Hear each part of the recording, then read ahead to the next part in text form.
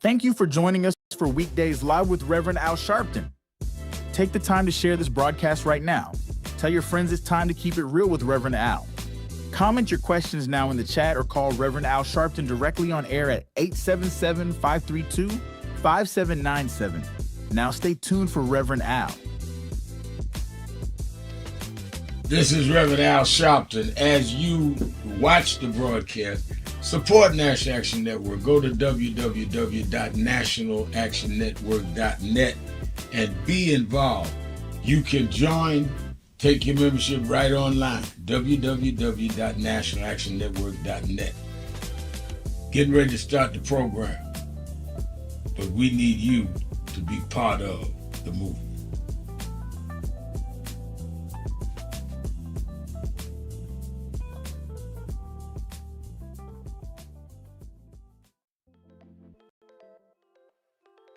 "22 years ago, Reverend Al Sharpton stood on the 2004 Democratic primary debate stage, speaking truth to power and challenging the nation to do better. Today, many of those same issues remain, reminding us how much work is still ahead." Reverend Sharpton, why are you in this race? Well, let me say this. First of all, I do not think that it is fair to say that there are two Americas. There are many Americas. Our only problem in America is not just class. Many of us have problems that have succumbed to class barriers, but still have the race barriers, or the barriers of language if you're Latino, or the barriers of sexual discrimination if you are a woman or gay and lesbian. So I think it's very simplistic to just say that it's two Americas, one for the wealthy, one for the poor. Earl Graves supports my campaign. Very wealthy man, but still faces discrimination. Gays and lesbians, they may make a lot of money, they still face discrimination. Latinos that have problems because of language discrimination. So I don't think that it's as simple as class. I also think if we're talking about experience, I was talking with Bishop Brookins, who's here with me tonight. I don't see anyone that supports civil rights could support the Patriot Act. That was you're talking about a difference of direction, Senator Edwards. The Patriot Act. The Patriot Act that you supported is J. Edgar Hoover's dream. It's John Ashcroft's dream.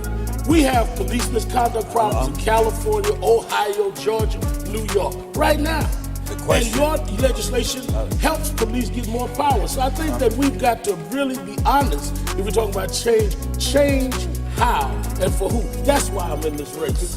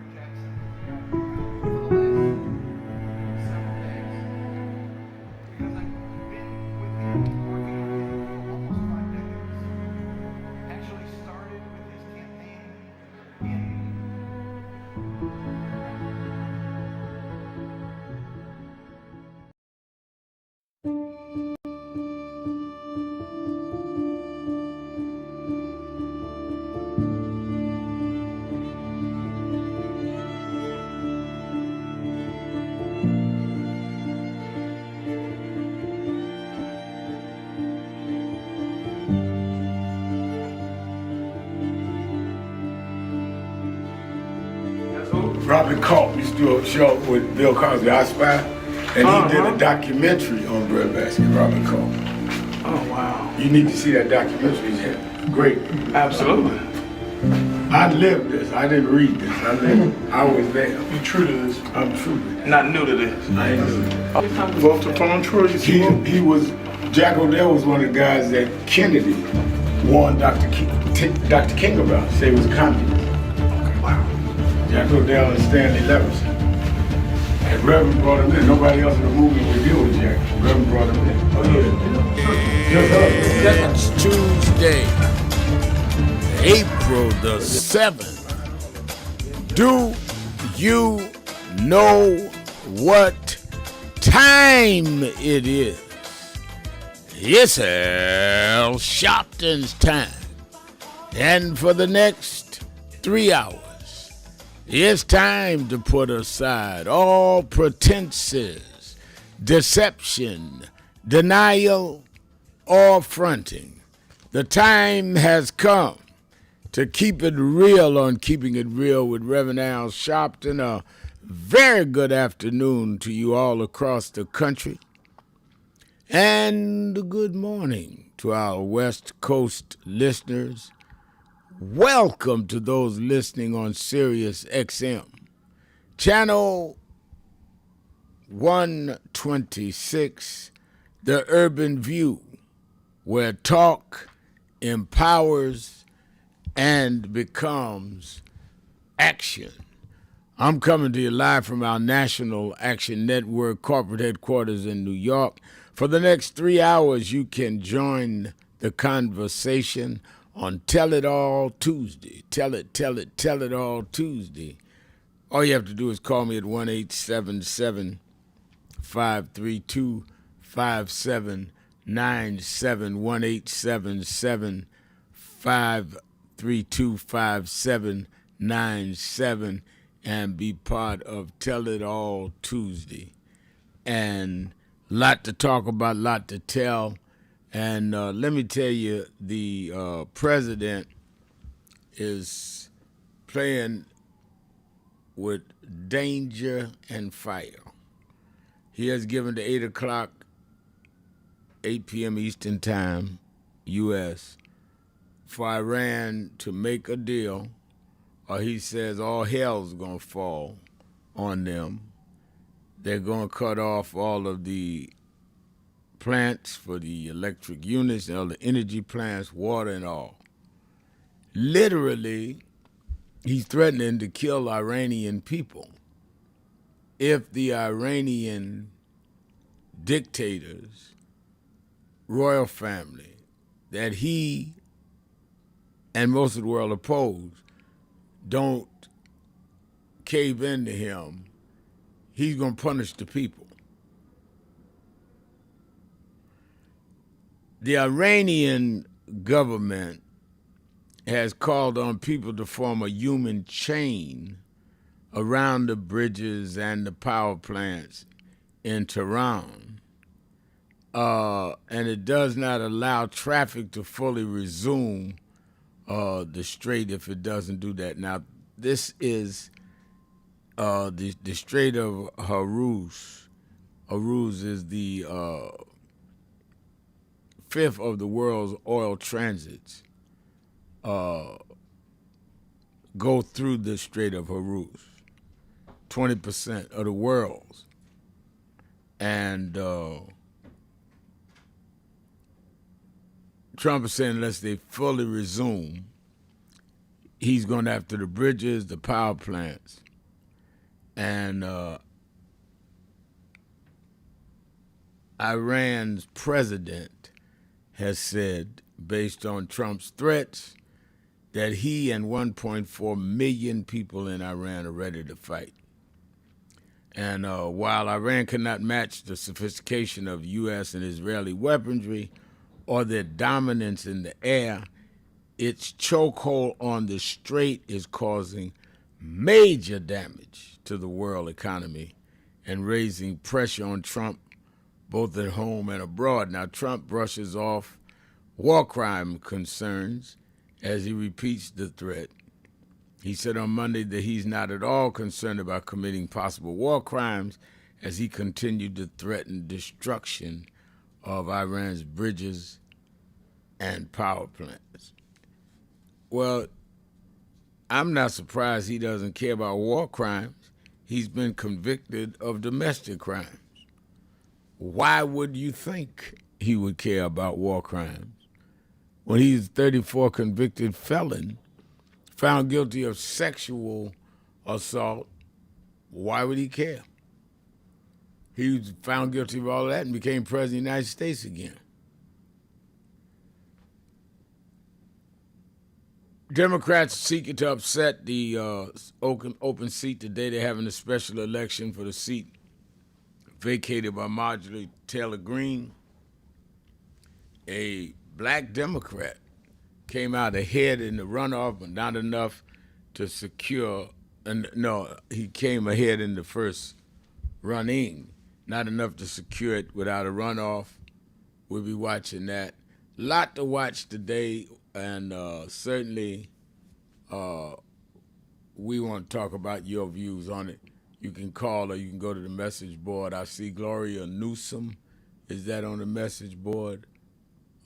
Saying good afternoon, Reverend Al from Greensboro, North Carolina.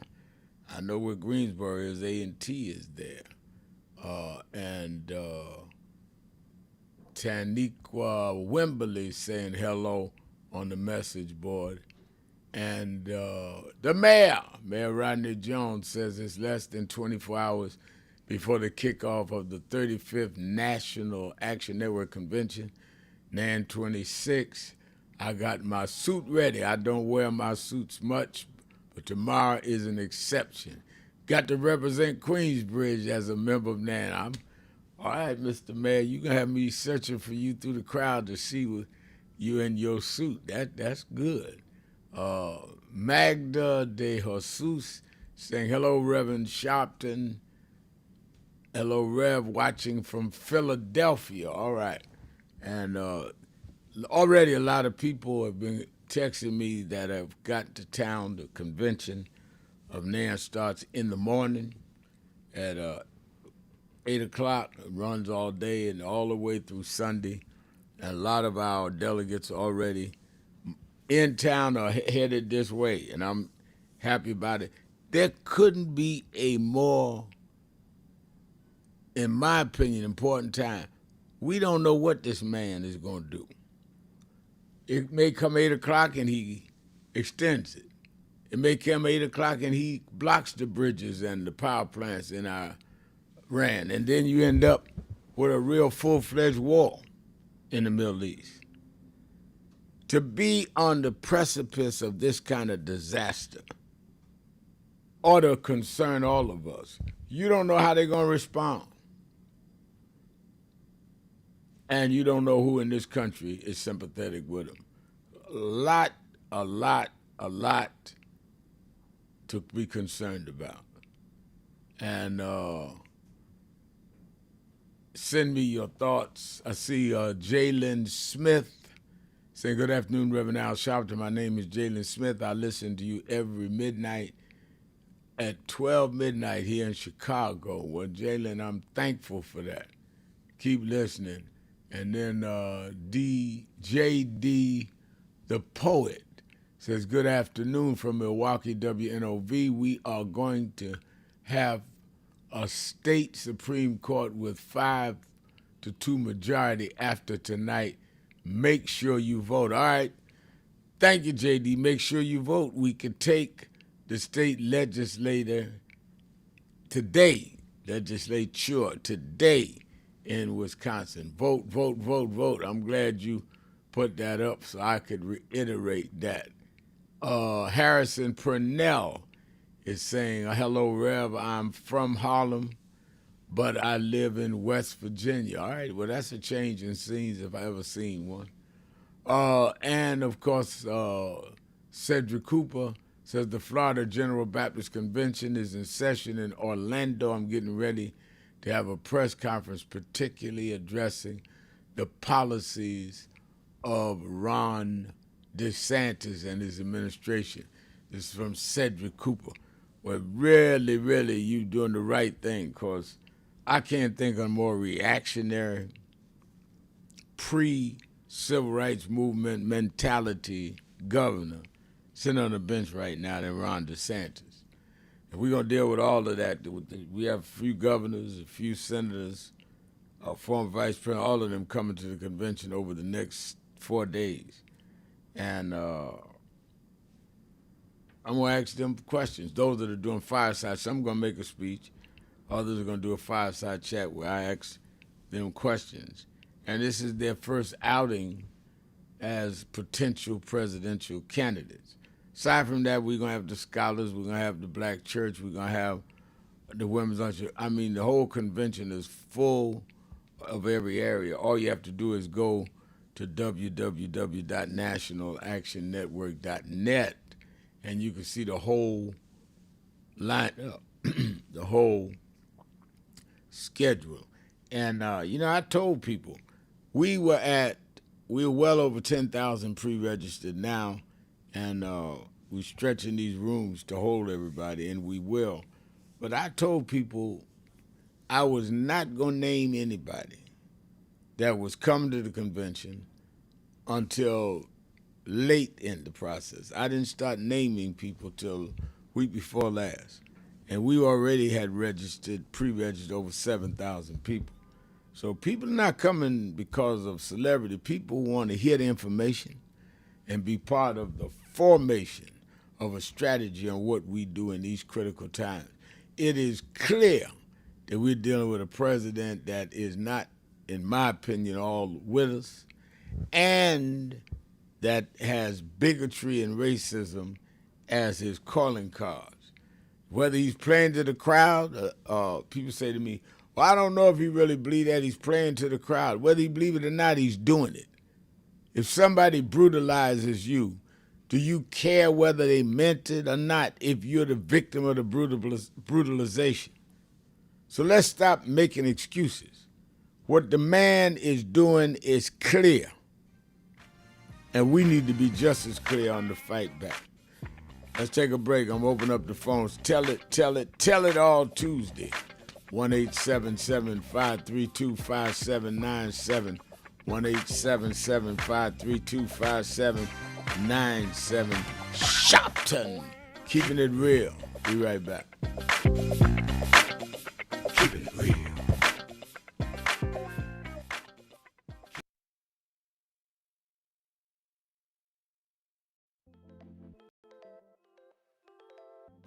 Hi, this is Reverend Al Sharpton. We are in critical times. Healthcare premiums are going up, oil and gas going up, all kinds of things that are costing us what we are comfortable to or what we were getting by.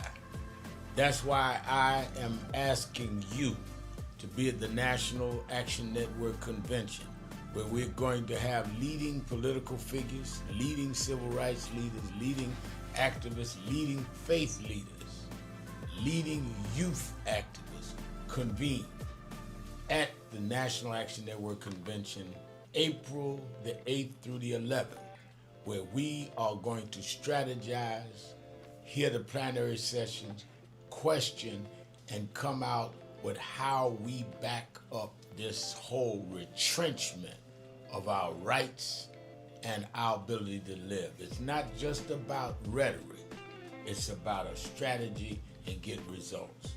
That's why we in National Action Network have always been on the front line, and we need you with us more now than ever. To register, all of our sessions are free. All of our sessions are free. To register, go to www.nationalactionnetwork.net or call the toll-free number 1-877-626-4651. Don't worry about how tough they are. Worry about how tough we must become. We never had a victory without a fight. It's time to strategize and fight back.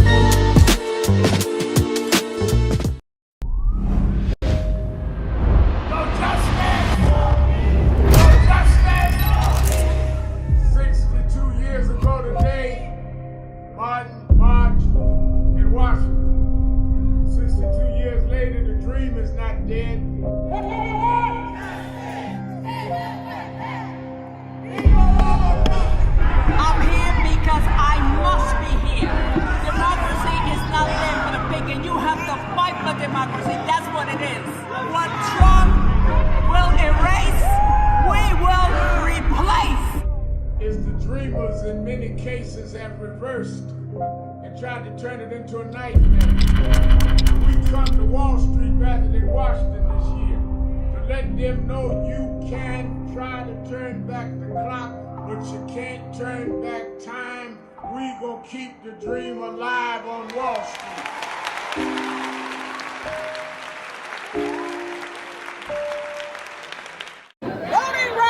Voting rights. Everyone look here. Say it again, Ms. Pearl. Voting rights. Voting rights. One more time, Ms. Pearl. Voting rights. There we go. Voting rights. Voting rights. Voting rights. Voting rights. Voting rights. When do we want it? Now. When do we need it? Now. Yesterday. What do we want? Voting rights. When do we need it? Now. What do we want? Voting rights. When do we need it? Now. It's time for a new course, a new coalition, a new leadership. Somebody got to rise above race, rise above sex, a new leadership, a choice, a chance. Don't cry about what you don't have, use what you got.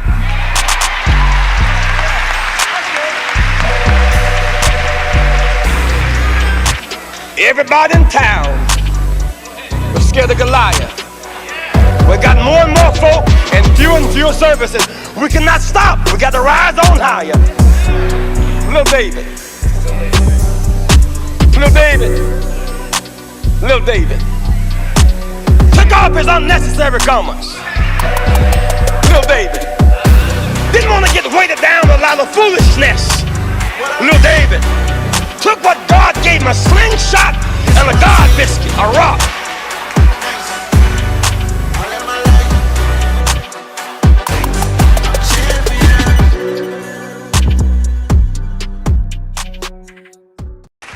Reverend Sharpton, good to see you here tonight. By our count at WMUR, you've only been here once in 2003. You counted wrong. Okay. You must be using the Florida Republicans count. Nevertheless, as far as your visits are concerned, you have been here far less often than your colleagues here who have gone through the paces, met with the voters, done the grassroots style of campaigning that the voters of New Hampshire are expecting and looking for. Why shouldn't those very same voters not think of you as disrespecting them by not coming here and doing the same thing? Well, I think, first of all, I've been here several times last year and this year. I intend to be here. In fact, I was to preach here Sunday, and the snow stopped me. I intend to be here between now and the primary. And I think that's any more than any of us. There are many places that some of my colleagues have not been to often at all. I think that people go and campaign based on their resources and their availability. So I think that that is not something that they should read into any of us about any particular primary. I also want to address your first question. As a minister, I think that you can have a personal motivation of religion, but you should not try to act like your religion is something that dictates where people ought to go.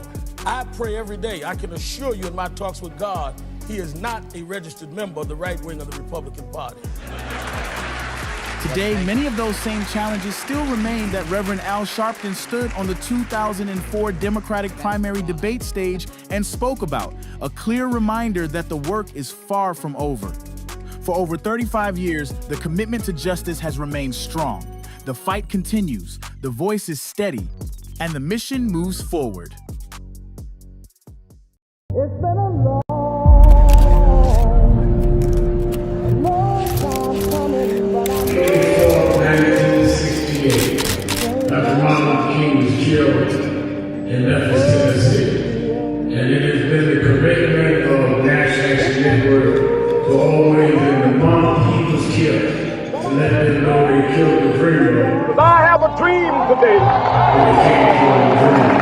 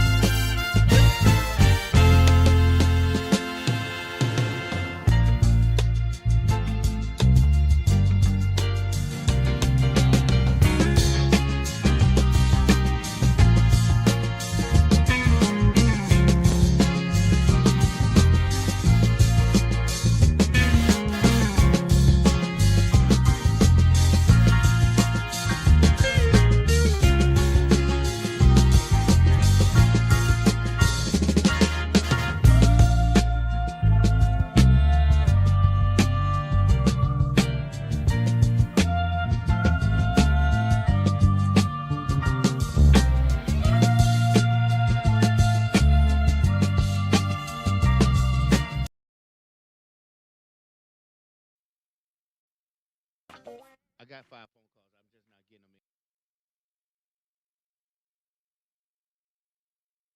in. You're live. Keeping it real. I'm your host, the Reverend Al Sharpton, and we're back. It is Tell It Tuesday. 1-877-532-5797, and of course you can go to the message board at live stream at nationalactionnetwork.net, and we are a day away from the opening of the National Action Network Convention. 35 years of National Action Network will be opening in the morning. The governor and the mayor will be cutting the ribbon, and we going right into it. Some of the presidential candidates to be will be doing fireside chats with me and Ben Crump, and with criminal justice. We're going to kick off a lot right on the first day. You can go to www.nationalactionnetwork.net to see the agenda for you that are coming.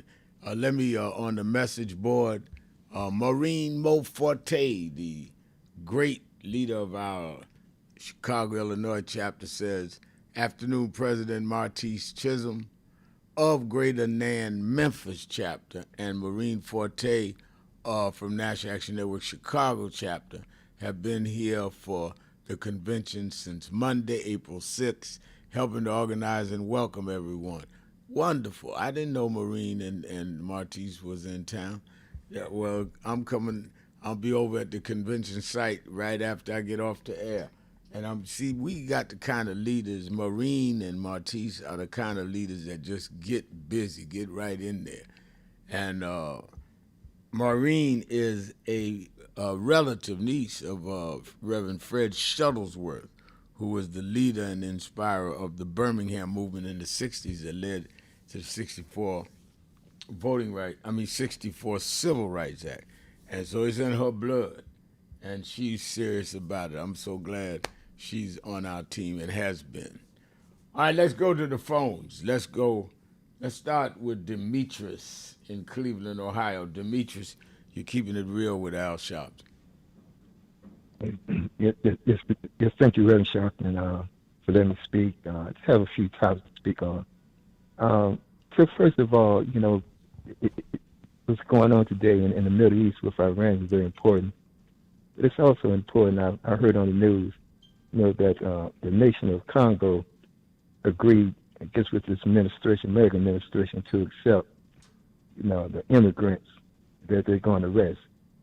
So I think it's very important. Yeah, wait a minute. That the Congo is going to accept what? The immigrants, that the ICE arrest, the so-called illegal immigrant. Right. But the Trump administration is sent to different countries.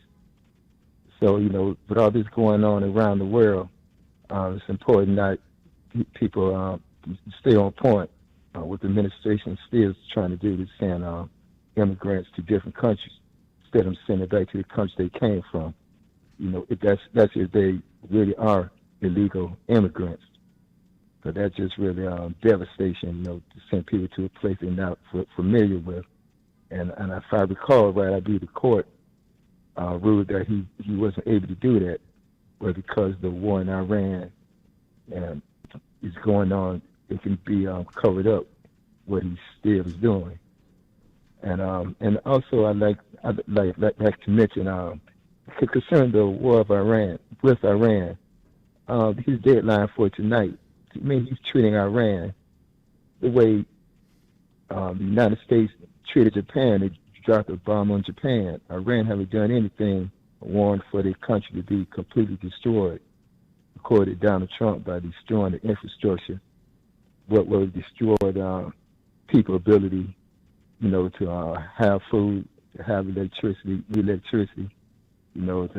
keep the refrigerators going, you keep the air conditioning going, you keep the hospitals open for people in the hospital. But the same thing he keeps doing in Cuba. So to me it is breaking international law, because that's genocide. And for him to say he doesn't care, that showed the integrity of his heart. He don't care about the life of the Iranian people. But at the same time, he wanted the Iranian people to back him. And then he's going to say the Iranian people agree with what he's doing, what he want to do. He don't have no proof of that.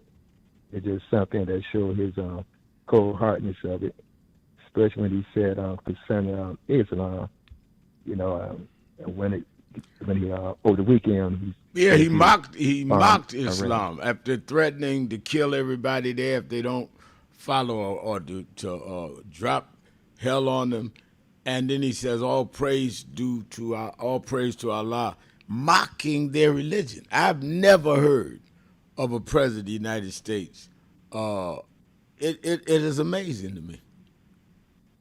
It is, and the so-called allies of his, like Saudi Arabia, Kuwait, the American Emirates, those are Muslim countries. Now if he don't have no respect for Islam, that shows he don't have the respect for them, allegiance with them. Same way he don't have respect with his the backs of his own party. You know what he's doing now. He's neglecting the oil prices when he went into Iraq. You know, and everyone is suffering for it. He neglecting the people who elected him in his own party. He don't care about the so-called mega Republicans. He don't care about the so-called right. He just used them to achieve his goal, so he can use the military to conquer other countries, so he can take advantage of their resources. So those people in that party, they have to put pressure on them in the Congress, both Republicans and Democrats, for him to go to war for the country and what he want to do tonight, this so-called red line. It's up to the Congress as an independent body of government. Stand up to him. Don't let him just have complete control as he is, that he want to be a dictator. If they submit to it, they're giving him the power to do that. You know, so it's up to the Congress, you know, to stand up and say, no, you can't do this by whatever authority they have. They can't just let him do this and give up American democracy to one person. No, he should not be allowed. He should not be allowed to be, in my opinion, he should not be allowed to go to war without Congress dealing with it. You're right about that. I just want to say, concerning the ballots, you know, what he want to pass, to make it more difficult for people to vote. I don't want to have mail-in ballots. You know, that's outrageous as well. And also, he want to stipulate, you know, people got registered like 90 days, 60 days before they can get a mail-in ballot. To me, that's just a tactic, just to aggravate people for not even or discourage them, Yeah, discourage them. Yeah. Yes, that's what I'm trying to say. You know, so it's just something to keep people from voting. You know, just like you don't want people to have any type of relief. Yeah, but we have to be stronger than that. We know they're gonna do what they're gonna do. The question is what we gonna do. That's what we're gonna deal with at the convention. Thank you for your call. I'm glad to see T.L. Lewis, Reverend Dr. Tommy Lewis from Birmingham said he's great. He's glad to be on board. That's one of the preachingest people I've ever met in my life. A great and a social justice champion. He and Sheila Tyson down there in Birmingham really keep me abreast. I'm going to be coming down there right after the convention. I think Sheila Tyson's coming up to the convention. But I'm coming down there and help them deal with this water thing.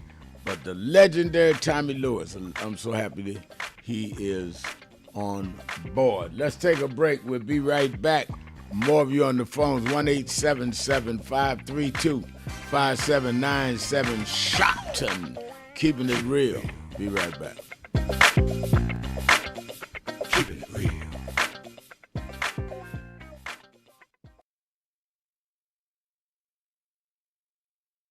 Do you know what time it is?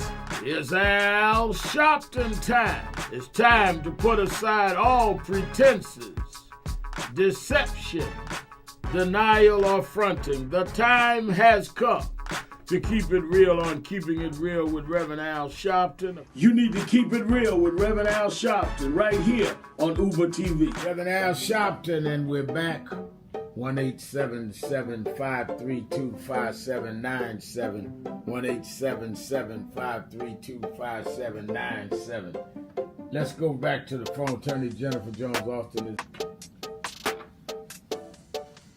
You know, every day, Monday through Friday, I do 3 hours a day on Keeping It Real with Reverend Al Sharpton. I do 1 hour on Sunday mornings with Reverend Al Sharpton. And I'm live on radio and TV with the Saturday Action Rally. 7 days a week, I talk to our people, hear from them, to call in. I'm sick and tired of people talking for people that they don't talk to. So go on www.nationalactionnetwork.net. Listen to my show, call in, express your opinion. You don't have to agree with me. But let's start talking to each other rather than about each other and lecturing at each other. Let's keep it real with Sharpton. Happy 20th anniversary to Reverend Al Sharpton on 20 years of Keeping It Real. 2 decades of truth-telling, fearless advocacy, and keeping the people informed and empowered. Thank you for always speaking power to justice and standing firm for what's right. Here's to 20 years of impact and many more to come. Hello, New Orleans. Let me tell you straight. They did not think we could come and be here tonight. They cut budgets and advertising, but one black man, Rich Newton, said, I don't care. My families come together every 4th of July weekend, and essence will happen, because that's who we are. Give a big hand to Rich New Dennis for bringing us back.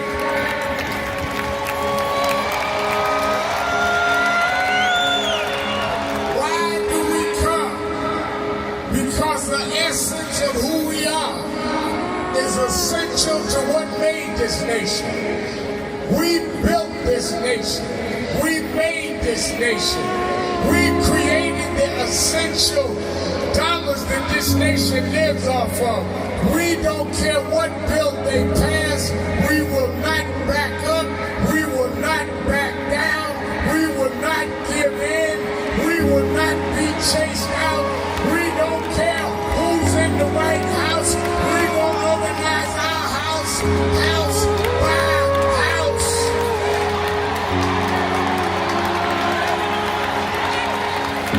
We came over the Middle Passage. We survived slavery. We survived Jim Crow. Don't you give up now. Don't you turn back now. Stand up, black man. Stand up, black woman. Reclaim your dignity.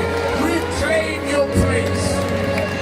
So we stand with the Global Black Economic Forum. We stand with Essence Magazine, because that's who we are. So don't give in now. Yes, it's some rough days, but we've been through rougher days than this. Yes, Trump is a bad dude, but we beat badder dudes than Trump. So let's party with a purpose, because our rhythm and our music reminds us who we are, because we can smile through our pain and organize for our gain. Let's stand up and let's celebrate who we are. Thank you, God bless you.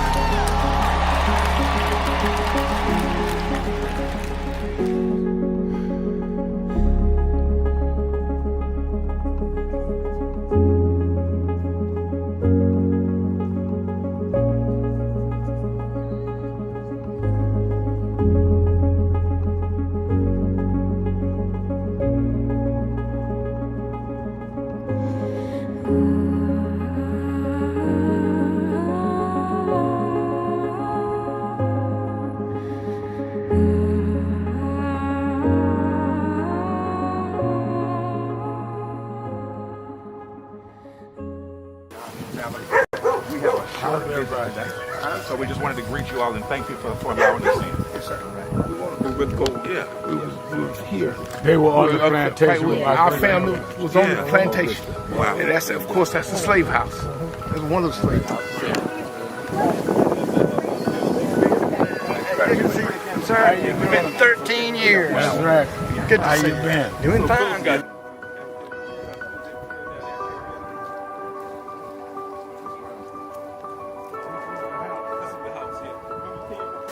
Last time. And we, Alexander Sharpton.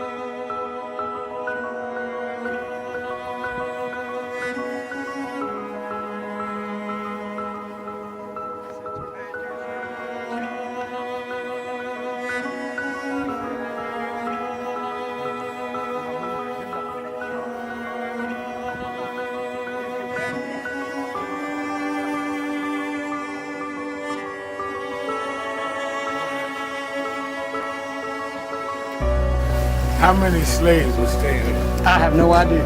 This is where they would have the slavery. Yeah, that's what exactly. That was exactly.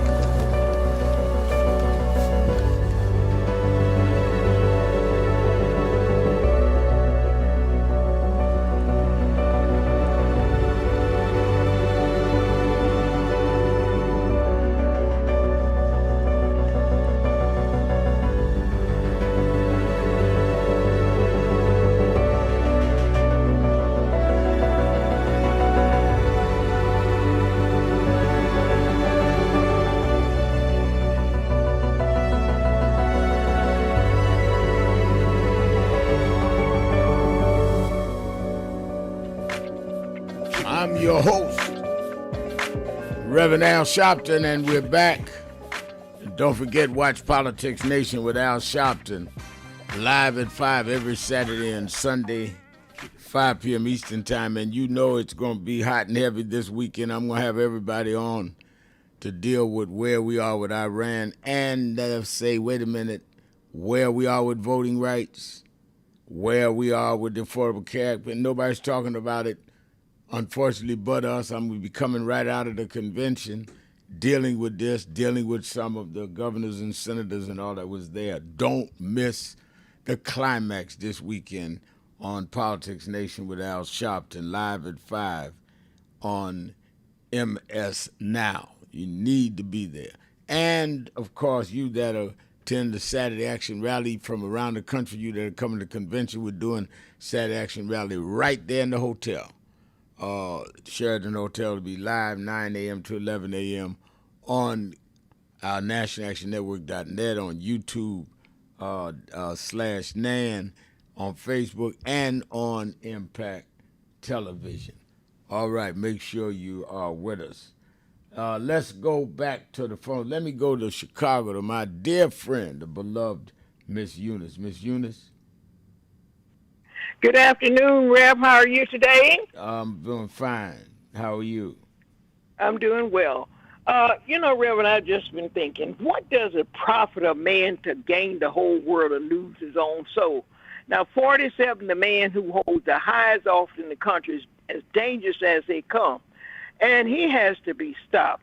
And what bothers me in another way is we have a vice president who is no better, because he's disgusting, going around telling people that people are eating their pets and a multitude of other lies. And there have been lives lost, and they act as though it's nothing. So I'm trying to figure out, where do we go from here? Yeah, I think that's an excellent question. And you've got the vice president over there supporting Erdogan, who is an outright dictator.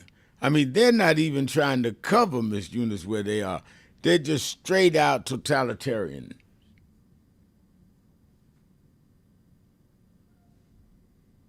I don't hear Miss Eunice. She's still up, sir. I don't know. Thing is at an all-time high and getting higher. And when we see it, they tell us to our faces, our line, not see. Tell her to be still. And then Miss Eunice, you got to be still. You going in and out. You got to be still. We can say no to it, but what happened with all these commanders that they're still doing it? Yeah. I just don't get it. Well, we're gonna have to do something about it. We got to get them out. We got to vote them out of power. Yeah, we got to vote. And then another thing, and then I'm done.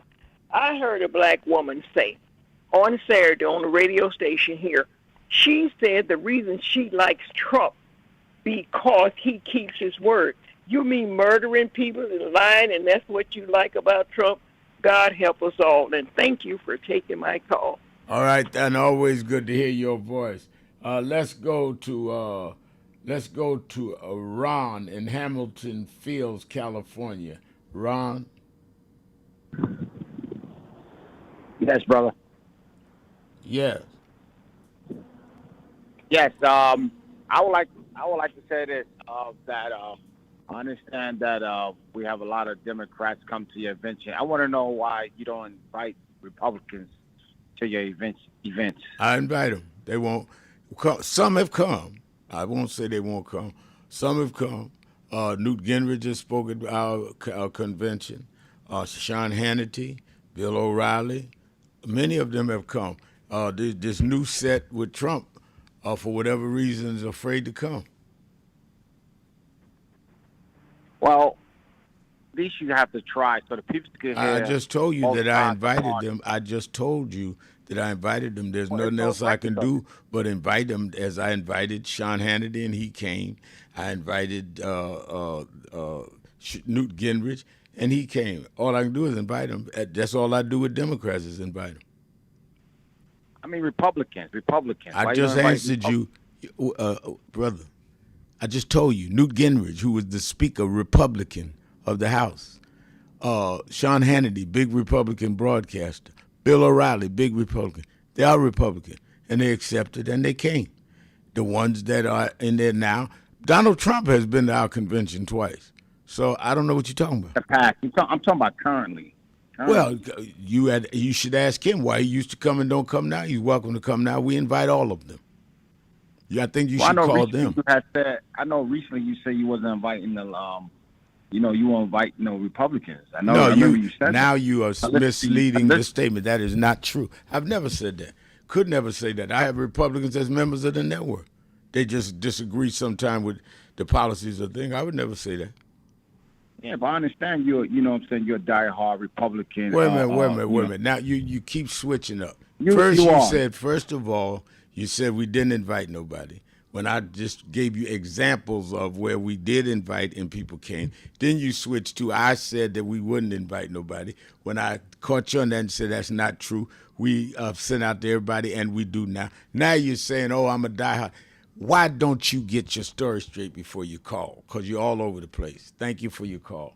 Let's go to Ray in Cincinnati, Ohio, the Buzz. I mean, at least if you're going to call in with a line, at least know your line and stick to it. You can't just make up stuff as you go. You ought to know I'm smarter than that. I ain't the smartest guy in the world, but I ain't smarter than that. You're going to switch 3 times in one call. Go ahead, Rob. What's up? We say, Red. Hey, Red. I like it when I like it when you pimp slap these guys when they get caught. And when they get caught, they go on to something else. I think they call just to try to trip you up. And it never works. But Rev, let me say this: Trump lies so often, and I wouldn't be surprised if he comes back at 7:30 tonight and said Iran wants to talk now, so the bombing is off. And that would be a lie. Right. One thing about and this is just my opinion. One thing about Iranians and a lot of people in the Middle East, they are ready to die for their country. They don't care even if they are the underdog. They'll blow themselves up for a cause. Americans are not like that. We value life. Right. And MAGA would never, you ask any MAGA, would they sacrifice their lives for the sake of Donald Trump in this country? And they'll say no. And if they say yeah, they're lying. That's just how they are. They talk a big game, but when it comes down to either signing up, even the young folks who voted for Trump, They would never sign up for a war to fight in the Middle East. We value life. And so Iranians and other countries in the Middle East, they will blow themselves up for a cause. That's just my opinion. J.D. Vance, he thinks by going over, I guess, stomping for that dictator. Yeah, that's going to get him. Erdogan. Yeah, that's going to get him a lot of votes. J.D. Vance will never get $70 million votes. It seems to be the standard now. If Kamala Harris got 70, Donald Trump got 70, that may be the standard now, 70 million. But there's no way that J.D. Vance or Marco Rubio will get 70 million votes. They won't even come close to it. I blame Mitch McConnell. When Trump got impeached in his first term, Mitch McConnell had a chance to get rid of him forever. They had the votes to do it, but he didn't do it. And now 10 to 8, 9 years later, we're in this situation now. And I also blame Congress. Congress, I think you said something earlier. I was kind of like in and out that Trump can't go to war without backing of Congress. Am I right? He's not supposed to declare a war. That's why he keeps calling this an episode. No, he's trying not to use the technical term of war because he's not supposed to go to war without Congress. But what he's doing is a war. When you are killing people and now threatening to cut off the power plants and the bridges, that's war. Yeah, and it's illegal from what I've been hearing over the last couple of days. And Absolutely. One last thing, Rev. Absolutely. Marjorie Taylor Greene, the most MAGA a few years back, is now against Trump. Have you asked her to come on your show? We have invited her on the television show, and I think they're backing forward on that. But I would be very interested in talking to her. She's out now saying that they ought to look at the 25th Amendment where you remove the president based on his mental instability. And I'm telling you, after the tweet we saw, or the a message on his Truth Social we saw mocking people's religions and calling them in the most profane names you could think of, just cuss words that's below street on Easter Sunday, it's a hard time for anybody to defend that there's not something wrong with him. All right, let's take a break. Thank you for your call, Ray. Keeping it real. Sharpton. Be right back.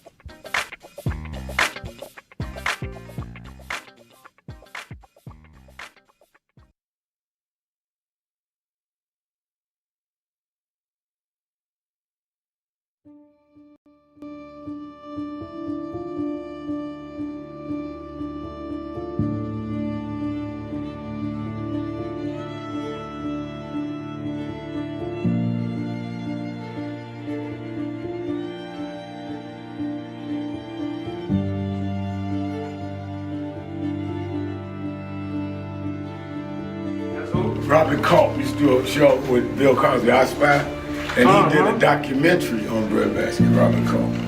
Oh, wow. You need to see that documentary. It's great. Absolutely. I lived this. I didn't read this.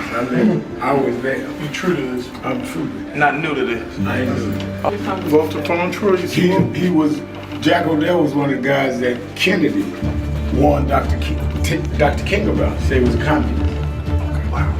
Jack O'Dell and Stanley Levinson.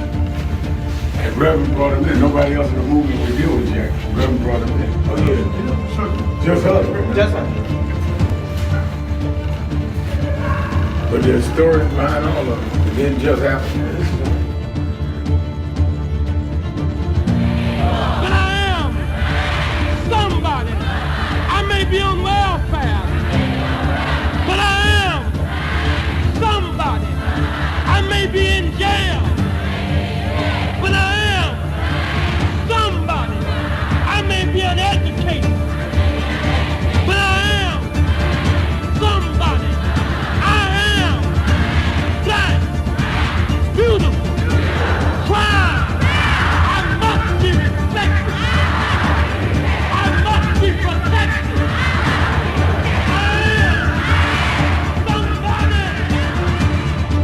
Come today. I see the Reverend Jesse Jackson is here. Lord, we thank you for the Reverend Jesse Jackson. I see the Honorable Maxine Waters is here. We thank for Maxine Waters. You see the Reverend Al Sharpton is here. We thank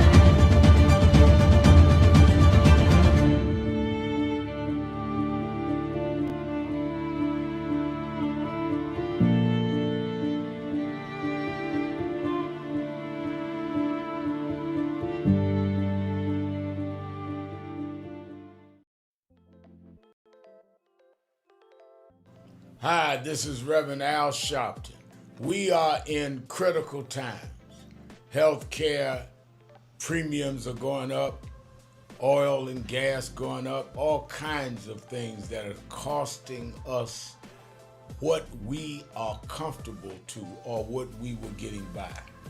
That's why I am asking you to be at the National Action Network Convention, where we're going to have leading political figures, leading civil rights leaders, leading activists, leading faith leaders, leading youth activists convene at the National Action Network Convention, April the 8th through the 11th, where we are going to strategize, hear the plenary sessions, question, and come out with how we back up this whole retrenchment of our rights and our ability to live. It's not just about rhetoric, it's about a strategy and get results. That's why we in National Action Network have always been on the front line, and we need you with us more now than ever. To register, all of our sessions are free. All of our sessions are free. To register, go to www.nationalactionnetwork.net or call the toll-free number 1-877-626-4651. Don't worry about how tough they are. Worry about how tough we must become. We never had a victory without a fight. It's time to strategize and fight back.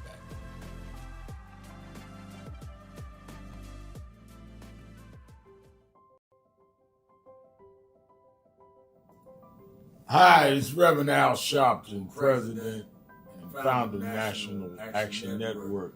We are at the very end of 2025, and I want to first say that I want to thank all of the officers, chapter leaders, regional directors, national staff, and certainly National Board of National Action Network for a solid and absolutely incredible year in 2025. Despite the fact that we are under assault, voting rights, diversity, equity, and inclusion, the battles globally where we're seeing Nigeria and Venezuela attacked, and on and on and on.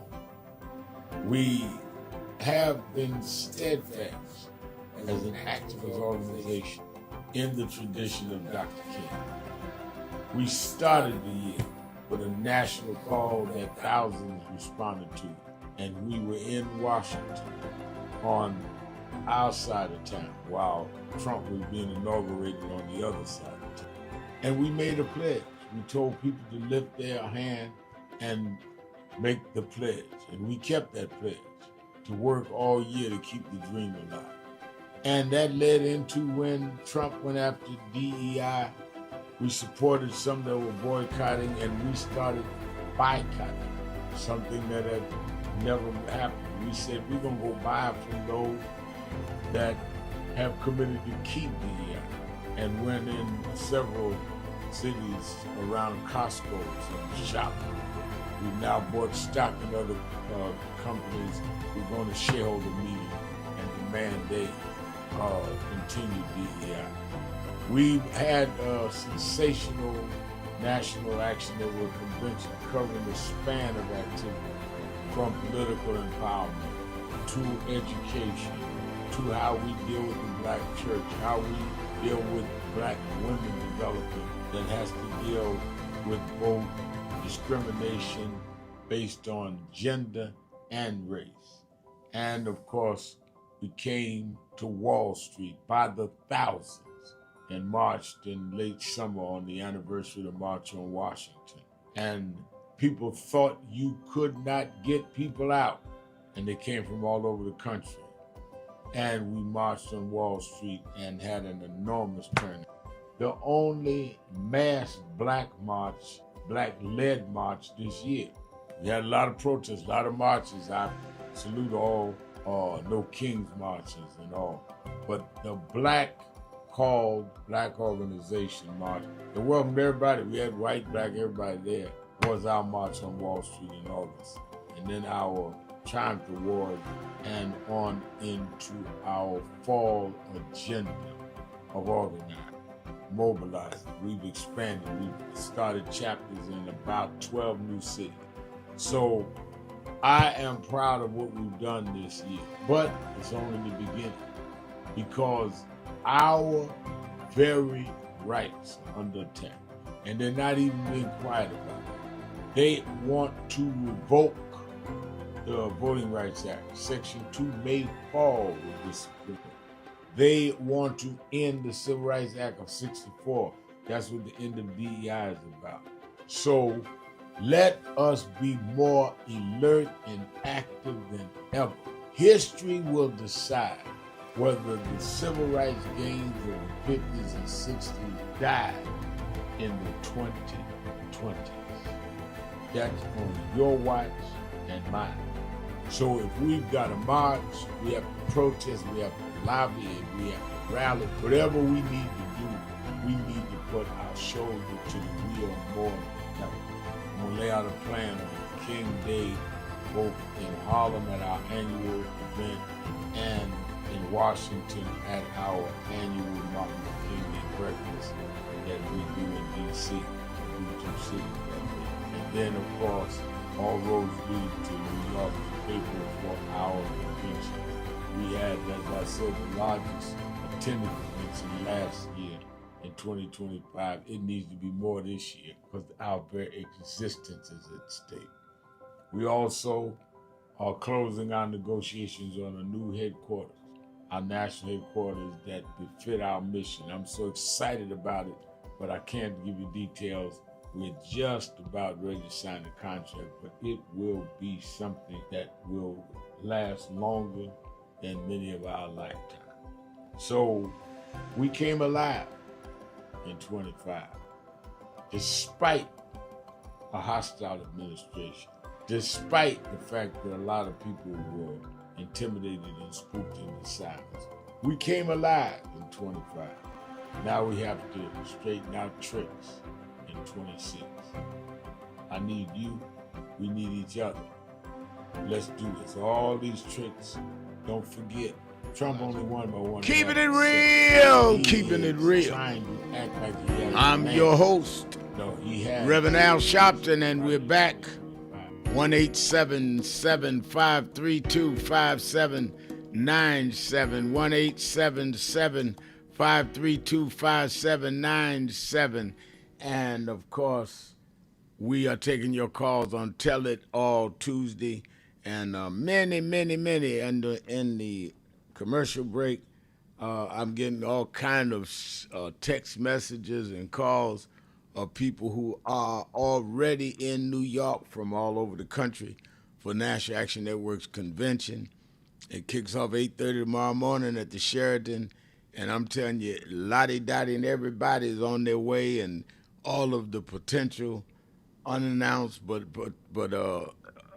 expected presidential candidates will be with us over the next 4 days, from Governor Shapiro of Pennsylvania to Governor Pritzker of Illinois to Governor Beshear of Kentucky to Governor Westmore of Maryland.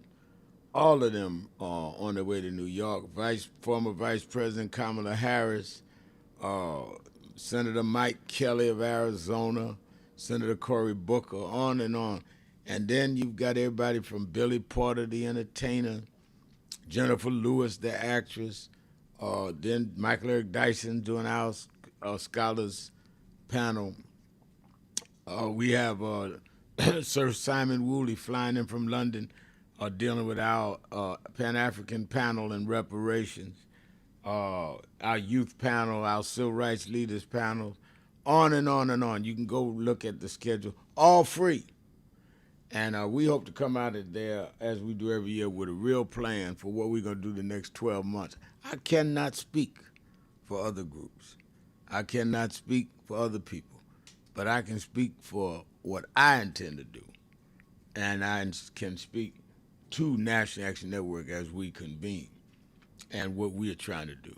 And I'm very happy and proud that we can start this convention telling our members that we have, among other things, the fight for DEI, getting certain corporations to not back out, the fight around voting rights that we're still waiting on the Supreme Court decision, the fights that we've had in local areas on local issues and still giving comfort to people that suffer from police brutality and our maintaining some of those laws.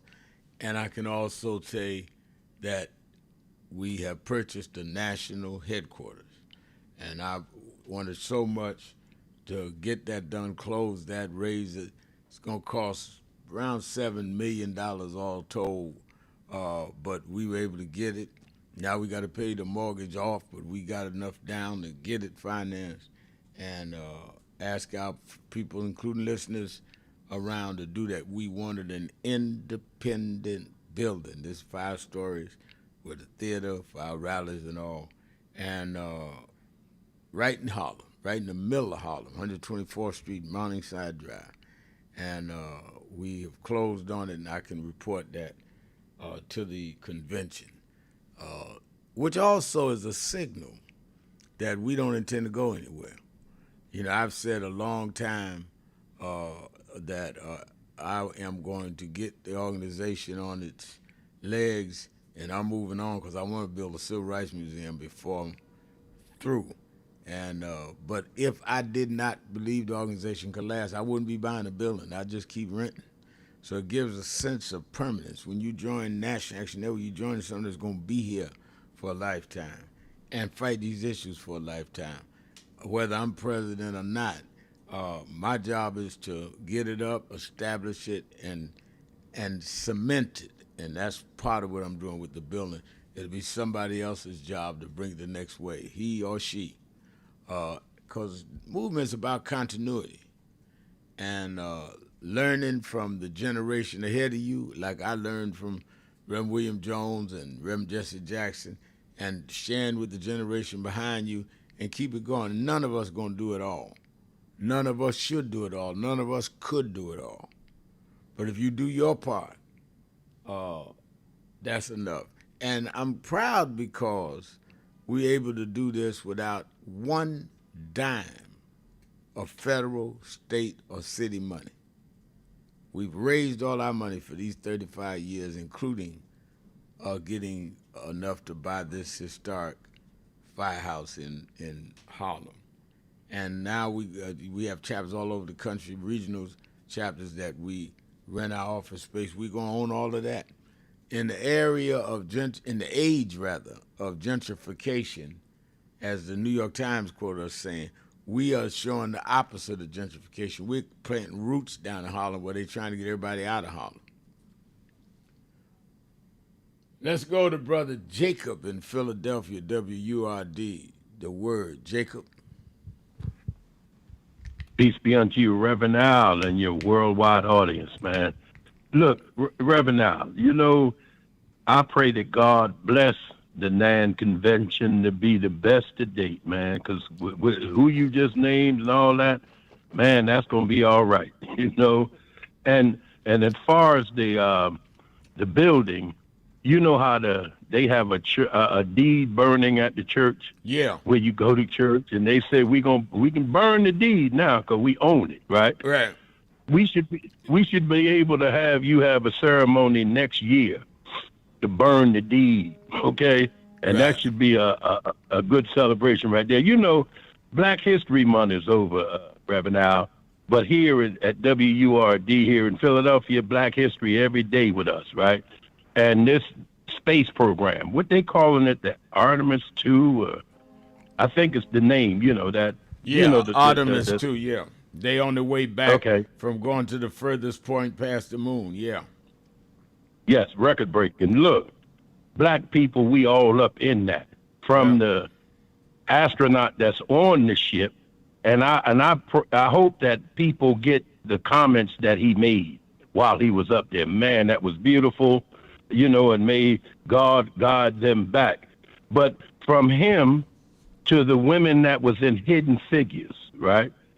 That gave them the calculations, first of all, to even get to the moon the first time. So, again, we all up in that as American citizens. But, Reverend Al, out of all we see happening in this new Trump war for oil, for his oil dominance, for his rich friends, I pray with the bombings that he's talking about getting ready to do, without even thinking about the innocent humans that will be killed in these bombings, right? Right. I pray that we, the people of America, don't take our American eyes off of the Trump Epstein files, right? And Jimmy Kimmel.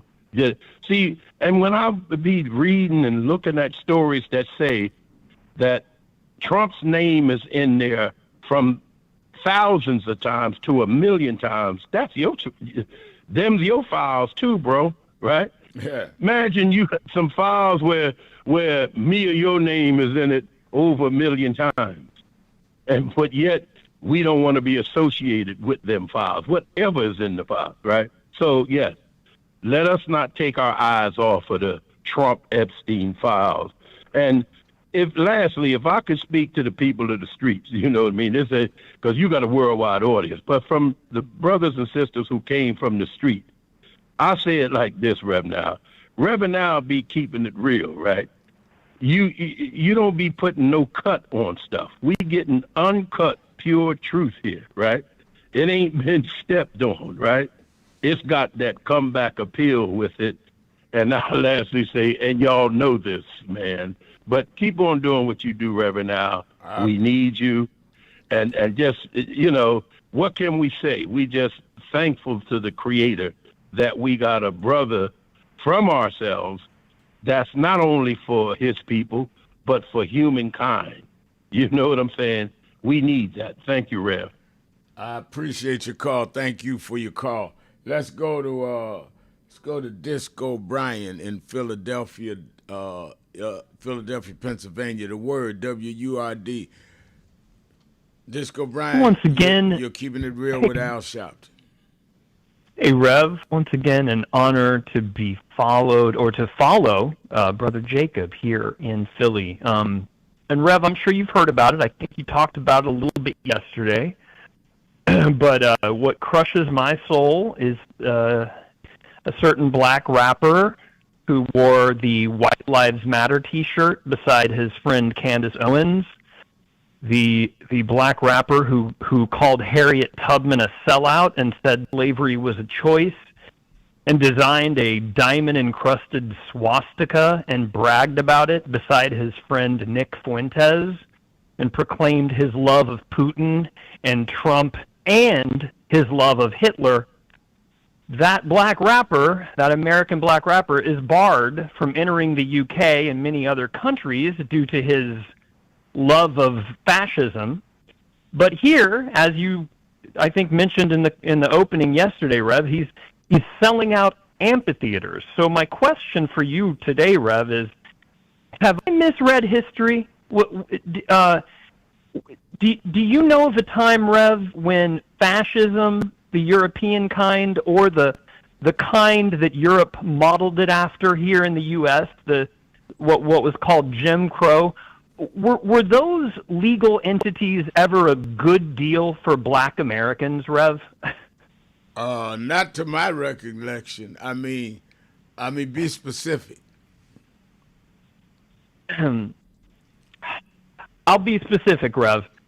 Don Lemon yesterday said that everybody who went to that Kanye West concert went to a MAGA rally and stood with Trump. And my favorite content creator, Myron Clifton, said the same thing. I got to give him a shout out too. So Kanye West was joined on stage by Lauryn Hill, who, by the way, I've seen her 3 times She was about an hour late every time I saw her, but she showed up for that Kanye show, showed up on stage just in time, and joined by Lauryn Hill, CeeLo Green, and tragically in the audience included one of my favorite artists of the 21st century, Erykah Badu. So, and my heart was equally broken by another one of my favorite songstresses, SZA, who was also in attendance in the audience. And of course, it should come as no surprise that the guy who has been open about his friendship with Elon Musk, who has been a mutual friend of Kanye for a decade, the comedian Dave Chappelle, was also in attendance. So, Rev, I don't know what the hell is going on when we have a redemption arc or something that there's been no redemption arc. This man, Kanye West, has been pushing white supremacy, hanging out with Nazis, making it cool, making it seem cool to love Trump and love MAGA and hate Jews. And I guess people just don't care. So anyway, Rev, I'm just going to be so glad to be in attendance with people who do care starting tomorrow. We're getting there early as we can in the morning, Rev, and I hope that in your conversations with Don Lemon, with Billy Porter, maybe you can, as the moderator, ask them how they feel about this betrayal. I would call it betrayal, Rev. And God right. bless you. I'm looking for y'all in the morning. Early in the morning. We start at 8:30. I'm going to take a break. I'm going to have Dominique take the next segment or two. I will be back, though. Keeping it real. Sharpton. Tell it. Tuesday. Be right back.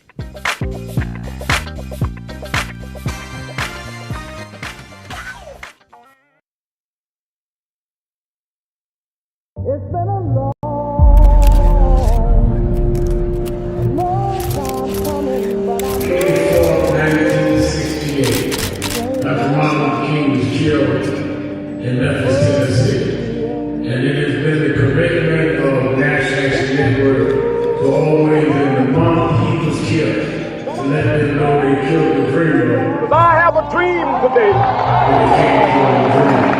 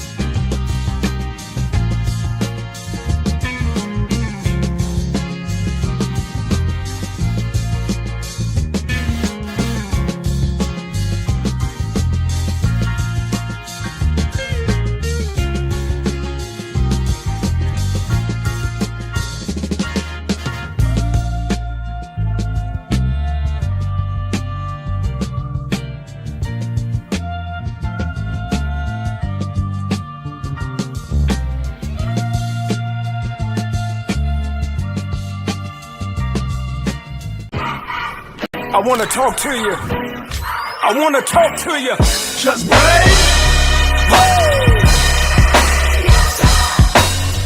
I believe that. Good morning, everybody. I hope the coffee has kicked in by now. I want to start by thanking your leader, the Reverend Al Sharpton, and everyone at the National Action Network for 35 years of standing up for civil rights and opportunity for everyone. And I couldn't be more grateful for the way that you have blessed the lives of so many, including mine.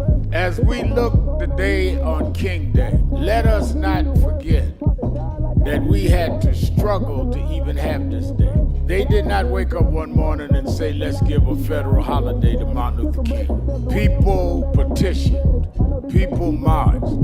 Let us remember now, as we bring our children and grandchildren up the Potomac, that they can see the Washington Monument, the Lincoln Memorial, the Jefferson Memorial, and one memorial that never served as president, but will change this country more than any other American. Dr. Martin Luther King Jr. This was an amazing MLK breakfast. It is truly an honor, and more importantly, this is an important day for us. I feel incredibly lucky and honored to be in this room on this day, celebrating Dr. King's legacy of civil rights, especially in the moment that we're facing on a national level. It feels like warmth and home being in this room. So I'm encouraged by today.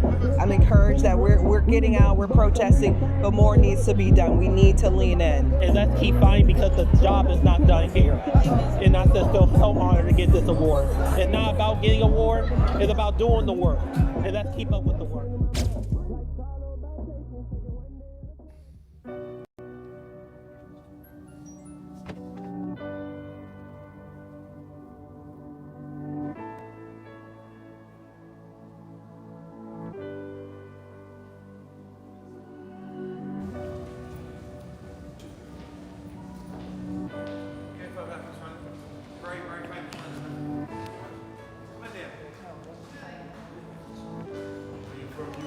In London, yeah. We've got many problems there.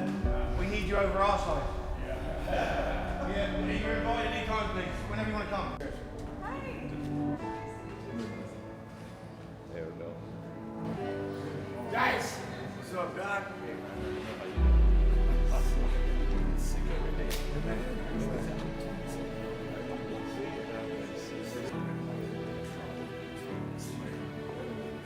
So we are in not a political dilemma, we are in a moral dilemma.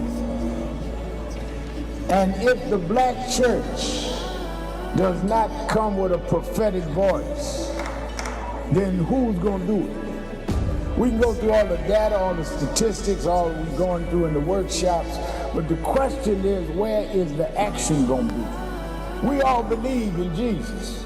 Jesus didn't teach theology, he healed people. And they learned the nature of the theology based on his healing. We got to heal this nation. And if we heal this nation, the nation will return to our churches. But we've become silent and compromised. And we try to blame it on, I'm not in this. You are in this. You live it, your members live it. Unemployment now is higher now than it's been since the pandemic. Yet we survive. Yes, sir. There's no history in the world of any people that went through the kind of psychological, cultural, and physical slavery like blacks did in America. The only reason we're still here is because of our faith. We had no external strength. We had an internal strength. And it was the God that we were taught by our mamas and grandmamas that brought us through. And I don't care who's sitting in the White House, we cannot betray the God that brought us through.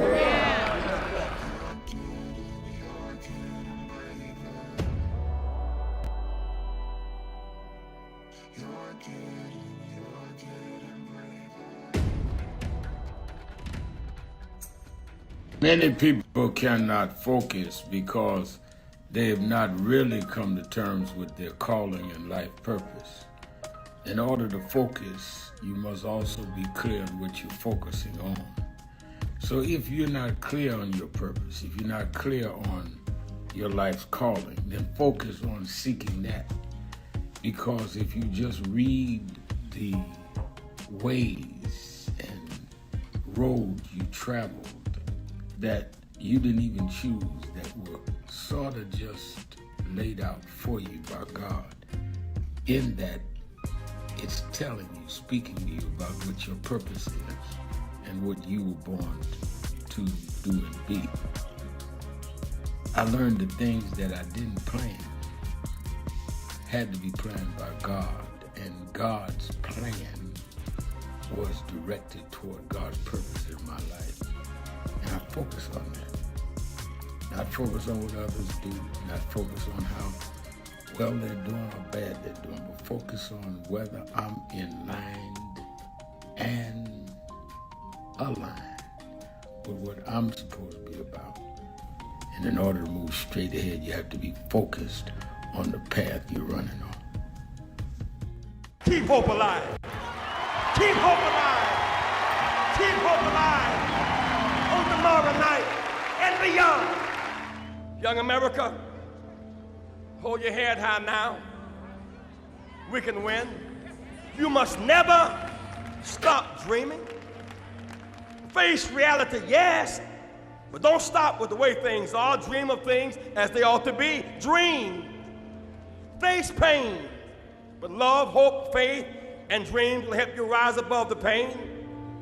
Use hope and imagination as weapons of survival and progress, but you keep on dreaming, young America. Dream of peace. Peace is rational and reasonable.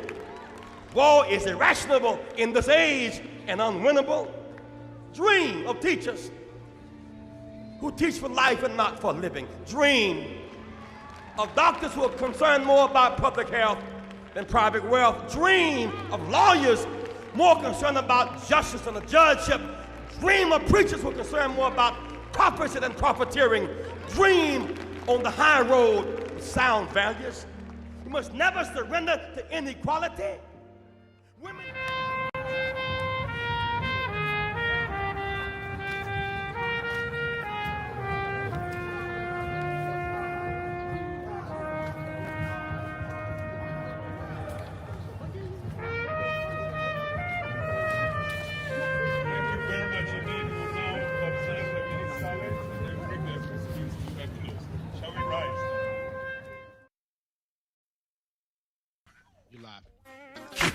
Keeping it real. Keeping it real. I'm Dominique Sharpton, Reverend Sharpton's eldest daughter, just sitting in for a moment, taking your calls all across the country. You can join in on the conversation. Call us at 1-877-532-5797, 1-877-532-5797. Disco Bryant, before the break, was talking about how he is heading to New York City as we are all gathering to start National Action Network's convention. It will start in the morning tomorrow, Wednesday, April the 8th, at the Sheraton Hotel in Times Square, New York.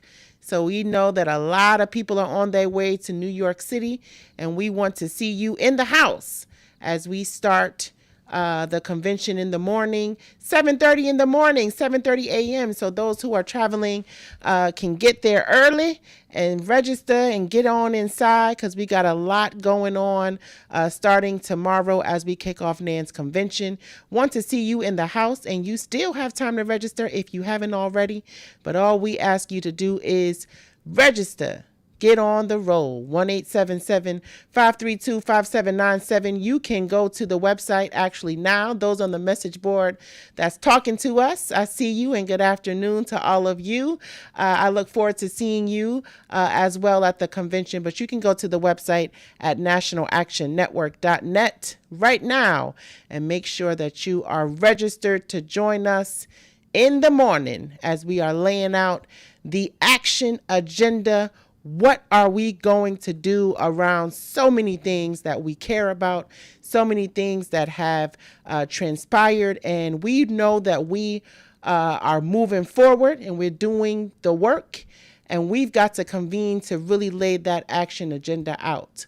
If we care about healthcare, if we care about education reform, we care about what's happening in our criminal justice system, and if we care about what's happening, of course, to the future of our young people as we are dealing with technology and AI that's really taken over, and as we are dealing with what we are doing with the pillars of our community, the Black church and many other institutions who are really dealing with so many things on the ground and so many things that we know we need to be concerned about. And so if you care about any of those things, or you want to be in the action, we invite you to join us at National Action Network's convention as we are convening 35 years, celebrating, of course, National Action Network's 35th anniversary.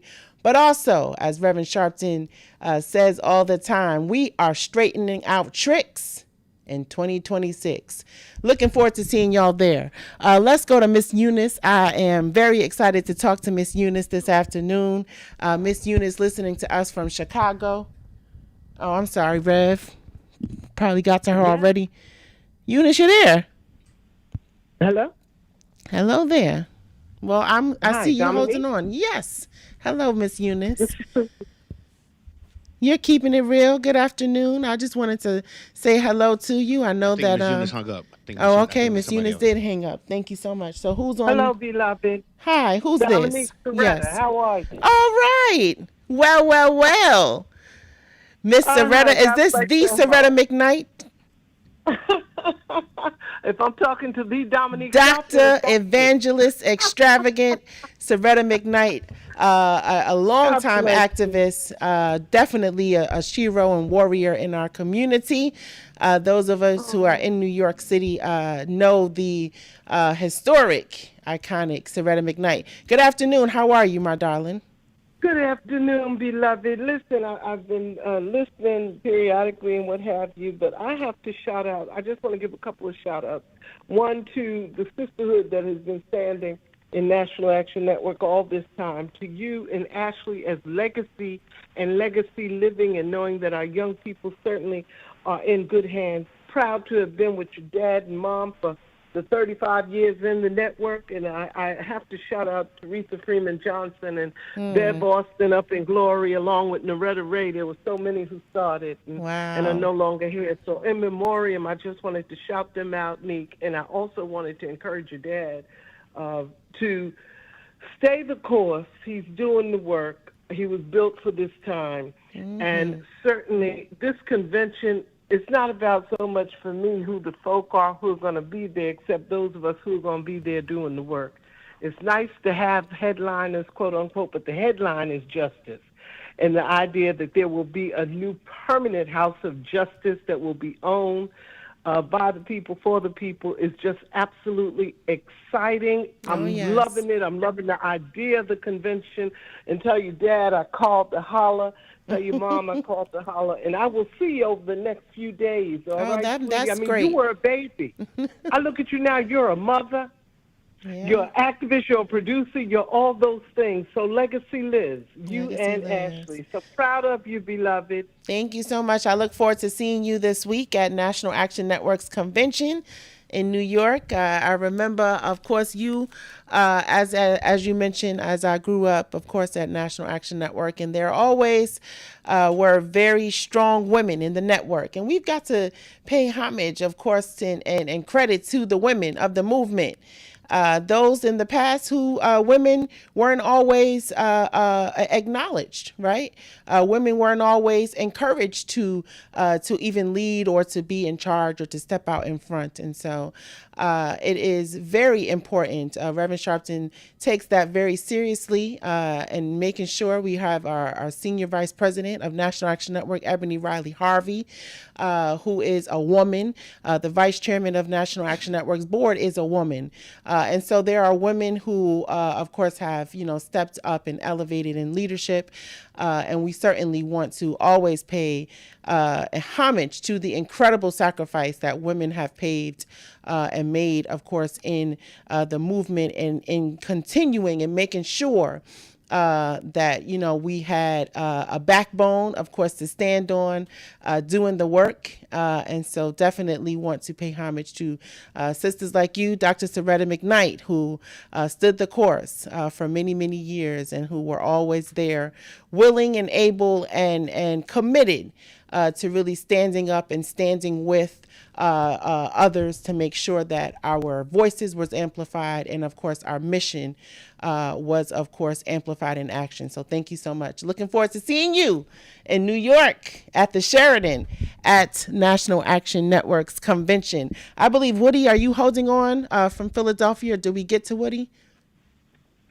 Yes, ma'am. Oh, good afternoon. Hold on. How are you? I'm good. Thank you. I'm proud. I'm so proud of you. I just want you to know I can't sing so well. Otherwise, I would sing that old song. I'm so proud of you. Oh, thank you. Because you fool right in where your pop is, and that's, I call that spirit. It's all, as my father would say, he had 10 children, And out of the 10, he would always say, you know, it's in the blood. So you got it in the blood. So I'm just happy about that. But what I wanted to say is I think we need to also put more emphasis on this issue of education, because, Dominic, you can't exercise your constitutional rights if you can't read. You have to put more emphasis, because we got 52% that can't read at third grade level, and I guess I constantly talk like that, but I've got friends that grew up and became, you know, grown-ups that couldn't read. And it's not good, because these you're graduating with diplomas as receipts for educational services never truly rendered, is a crime, Dominique. Yeah, that percentage is outrageous. 52%. It's a crime. How can you exercise your constitutional rights to even vote? Yeah, you can vote by number, but do you really know who you're voting for, why you're voting, and the whole concept of what we can do to make things happen differently? Because that's not really an opinion if you're not really able to read. If you want to hold on, we can continue this conversation. But I got to take a break. Dominique Sharpton, I'm sitting in for the Rev. 1-877-532-5797, 1-877-532-5797. We'll be back with more of Keeping It Real with Sharpton. We'll be right back. Time is up. The IRS is a full.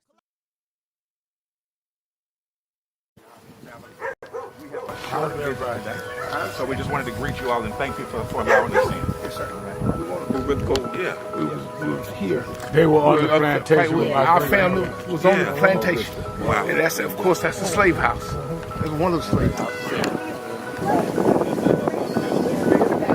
Good to see you again, sir. It's been 13 years. That's right.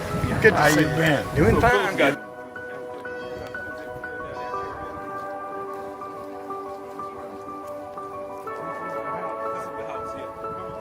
Last time. And we,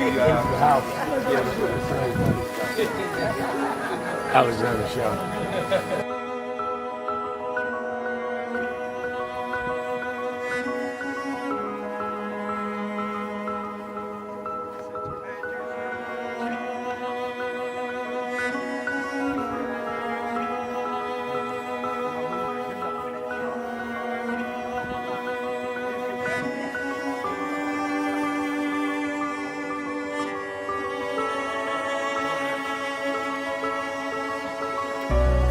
How many slaves were staying there? I have no idea.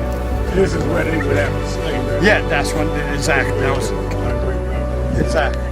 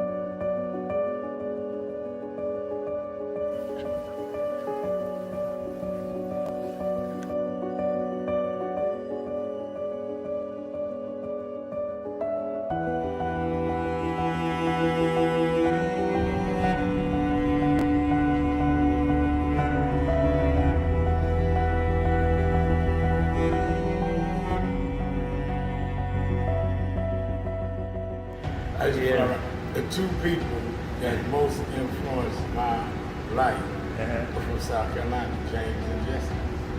Jesse right up the road from me. I went over his mother's funeral. Jesse walked me to my mother's casket. Wow. South Carolina. That's the balance of my life, James and Jesse. Yeah. Civil rights, shoulders. But also where your people from too.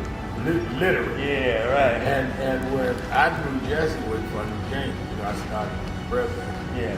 And James had died before I knew about him in South Carolina. Oh, really? Yeah. James died December 25th. He died Christmas Day, 06. And they came to do the story for February of 07. They came in January. His daughter swear that was his daddy and helped push the information out.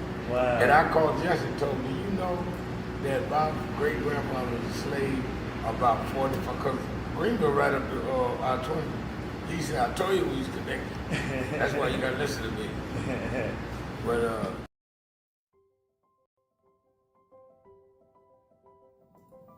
Hi, it's Reverend Al Sharpton, President and founder of National Action Network. We are at the very end of 2025, and I want to first say that I want to thank all of the officers, chapter leaders, regional directors, national staff, and certainly National Board of National Action Network for a solid and absolutely incredible year in 2025. Despite the fact that we are under assault, voting rights, diversity, equity, and inclusion, the battles globally where we're seeing Nigeria and Venezuela attacked, and on and on and on. We have been steadfast as an activist organization in the tradition of Dr. King. We started the year with a national call that thousands responded to, and we were in Washington on our side of town while Trump was being inaugurated on the other side of town. And we made a pledge. We told people to lift their hand and make the pledge, and we kept that pledge to work all year to keep the dream alive. And that led into when Trump went after DEI, we supported some that were boycotting, and we started boycotting, something that had never happened. We said we're going to go buy from those that have committed to keep DEI, and went in several cities around Costco's and Sharpton. We've now bought stock in other companies. We're going to shareholder meeting and demand they continue DEI. We've had a sensational National Action Network convention covering the span of activity, from political empowerment to education, to how we deal with the black church, how we deal with black women development that has to deal with both discrimination based on gender and race. And of course, we came to Wall Street by the thousands and marched in late summer on the anniversary of the March on Washington. And people thought you could not get people out, and they came from all over the country. And we marched on Wall Street and had an enormous turnout. The only mass black march, black-led march this year. We had a lot of protests, a lot of marches. I salute all No Kings marches and all. But the black organization march, it welcomed everybody. We had white, black, everybody there. Was our march on Wall Street in August. And then our Triumph Award, and on into our fall agenda of organizing, mobilizing. We've expanded. We've started chapters in about 12 new cities. So I am proud of what we've done this year, but it's only the beginning, because our very rights are under attack, and they're not even being quiet about it. They want to vote. Keeping it real. I'm Dominique Sharpton, Reverend Sharpton's eldest daughter, sitting in for the Rev. Rev will be joining us momentarily, but we're taking your calls. You can join the conversation today. Call us at 1-877-532-5797, 1-877-532-5797, or you can join us on the message board and get your points across. Join the conversation. The message board is always lit up as people are watching us via live stream on nationalactionnetwork.net. So thank you for joining us. Before the break, I was speaking with Woody. Woody, are you still there from Philadelphia? Yes, ma'am. I'm still here. All right. And I'm not going to hang on long, because I know you have so many others coming, but everything happens for a reason and a purpose. I truly believe the universe is internal and external at the same time. Mm-hmm. And as we go out in space and we think we're going somewhere, you already have everything you need inside. That's why God lives inside of us. You see, when you think about that, then you understand if we would allow peace to be still within ourselves as individuals, that's when God speaks back. You see what I mean? Let peace be still. It's just as simple as that. But anyway, I just want to say this, Dominique, again, I'm very proud of you. Please, I did an article with Donald Trump when he said, African Americans, what the hell you got to lose? Your schools are all messed up. You can't get money from your banks, and you're being gentrified out your neighborhoods. I'm the only one that can fix it. You may as well vote for me. Do you remember that, Dominique? I do remember that. I do. Okay, so if you read the article, 9/25/2016, a letter to Donald Trump, it was published in the Philadelphia Tribune, 9/25/2016. 9/25/2016 in the Tribune. Gotcha. If you read that, you'll see the importance of what he stated while he was trying to become president. So it shows he already knows it. He never mentioned it again. 9/25/2016, Philadelphia Tribune, a letter to Donald Trump is the title. Please read it, and then you'll see what I'm saying and how important I really believe it is, because I applaud your dad. You're a very astute individual, but there are many people that are ignorant, but they're not stupid. So I say man gives us an education. God gives us intelligence. So there's many intelligent people walking around as we speak that can't read. And if you can't read, you cannot exercise your constitutional right to vote. You can push buttons, and they'll give you a card so you can, hey, push number 6 or number 7. But who are you really voting for? What are you going to get out of it if you can't exercise your constitutional right? It's impossible. And it's a crime going on a daily basis right here in our country, and we keep talking about exercise your right to vote, exercise your right to vote. It's good if you truly can exercise it.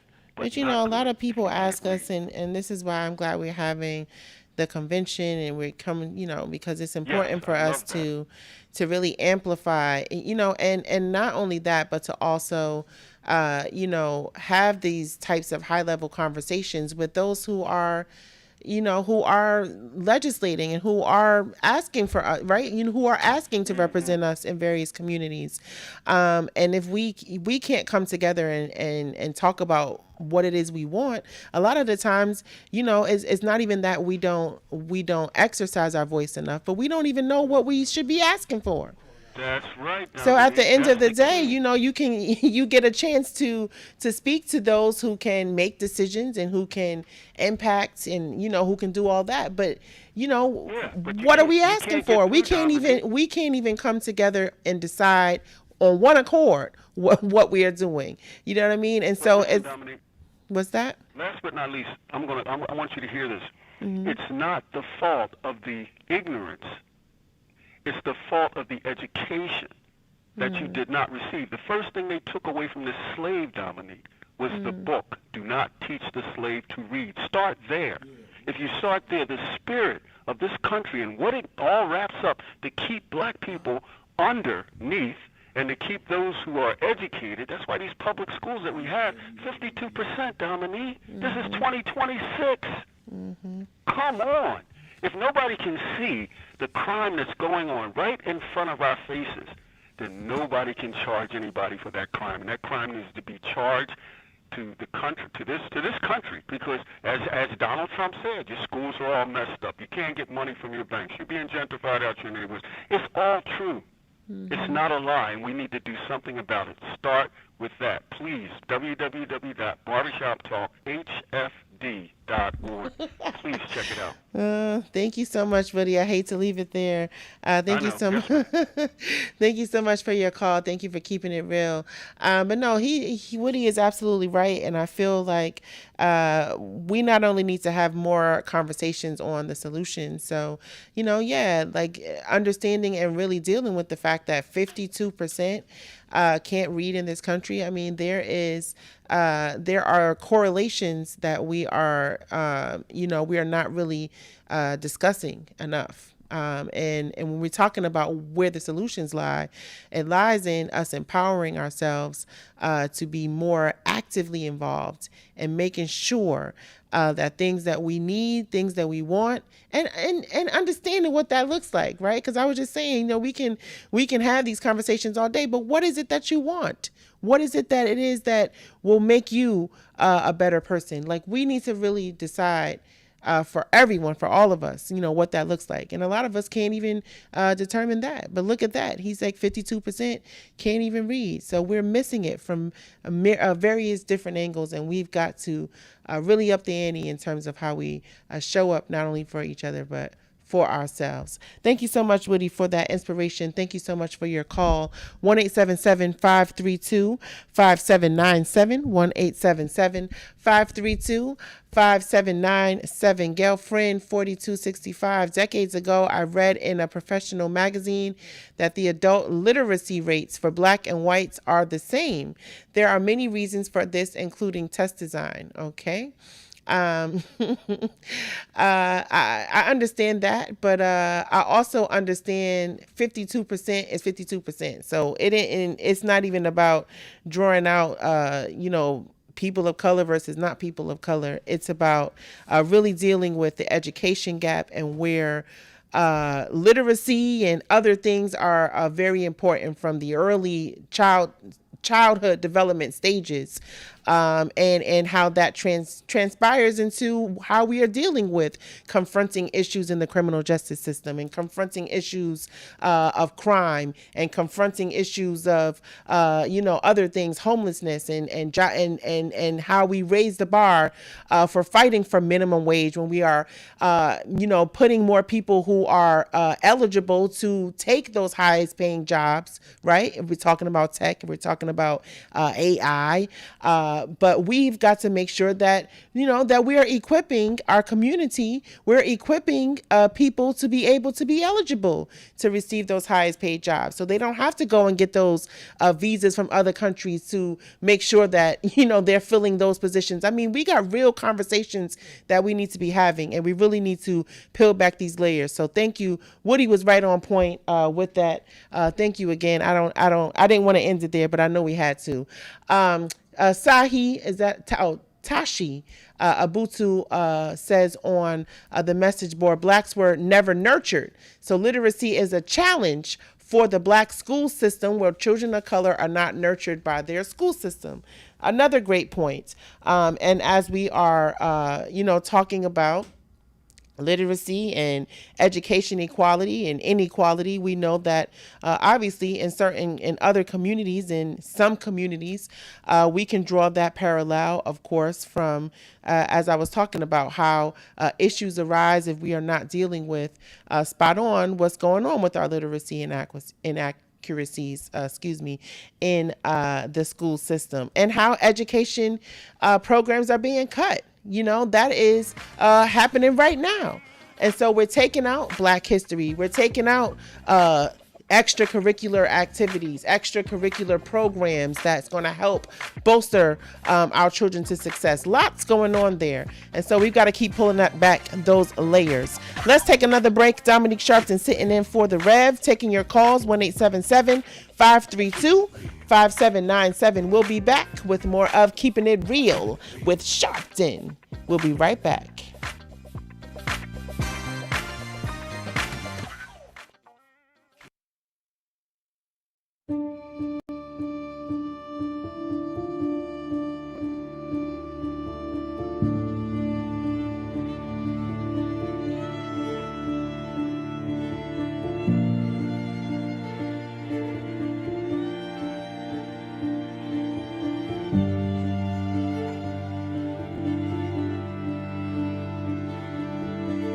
Robert Culp used to do a show with Bill Cosby, I Spy, and he did a documentary on breadbasket, Robert Culp.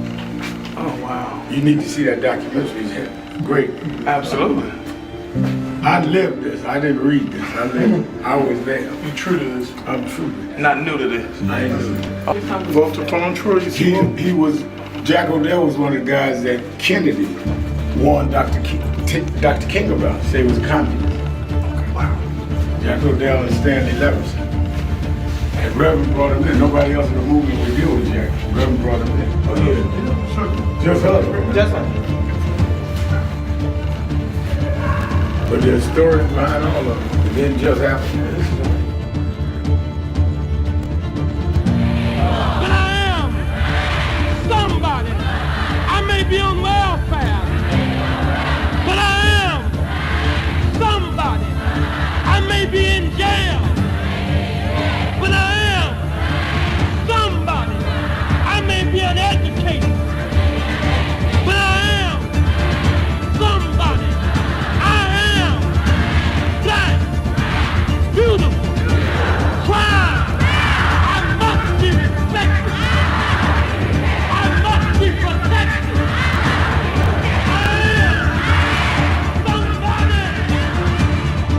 Come today. I see the Reverend Jesse Jackson is here. Lord, we thank you for the Reverend Jesse Jackson. I see the Honorable Maxine Waters is here. We thank for Maxine Waters. You see the Reverend Al Sharpton is here. We thank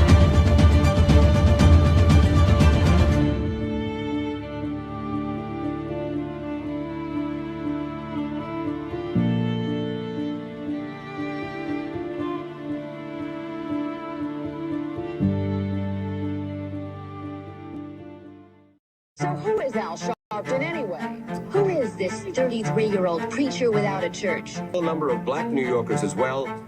He is little more than a pudgy exhibitionist who can be counted on to show up, bullhorn in hand, at every racial incident.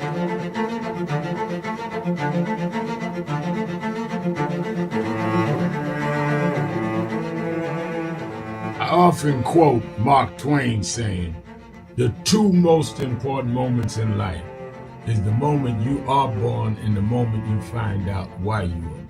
I had a very troubling conversation the other day that prompted me to do this little video. Young man that I've known a while came to me and he was crushed. I mean, really crushed, because people were criticizing his work. He's in the ministry, but he's also an actor. And he said he couldn't understand why people were jumping all over, criticizing him, trying to find scandalous and derogatory things about him. And I told him, I said, you know, you very young. You don't know the road I've traveled.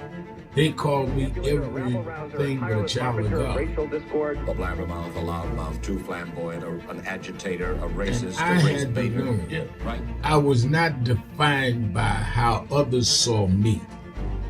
I was defined by how I saw myself and whether I was being true to myself. Some of you watching this don't like me. And it doesn't matter as long as I know what I'm doing and I like me for being real. So I'm doing this video to say to you, whoever you are and whatever you do, you may not be in ministry or social justice, none of this stuff, but don't live your life worried about opposition or people that don't like you. You can turn that around. Use me as an example. The same people that call me a scam artist, a con artist, a sellout, or racial hustler and all, I kept going. And the people I respected started respecting and publicly embracing my work. When Coretta Scott King, the widow of Dr. Martin Luther King Jr., had this to say about Al Sharpton. A leader who has protested injustice with a passionate, unrelenting commitment to nonviolent action in the spirit and tradition of Martin Luther King Jr. And I am talking about your leader, our leader, the Reverend Al Sharpton. The other thing that hasn't changed is the National Action Network's commitment to fight injustice and inequality here in New York City and across America. And that's not only a testament to Reverend Sharpton, it's a testament to all of you who are here tonight. First and foremost, to Reverend Sharpton. I saw him when he first came on the scene, and I have marveled at his tenacity, at the development of his intellect, and his devotion to our movement, and much he has contributed to the world we are experiencing. I am honored, and I must say that when I had my debate with Dr. King on the issue of the church and religion. He didn't warn me that after his departure, his space would be filled by another preacher, and that preacher would be Al Sharpton. All you want in life is people that matter to you to say you did all right. And more important, that you can look in the mirror and say you did all right.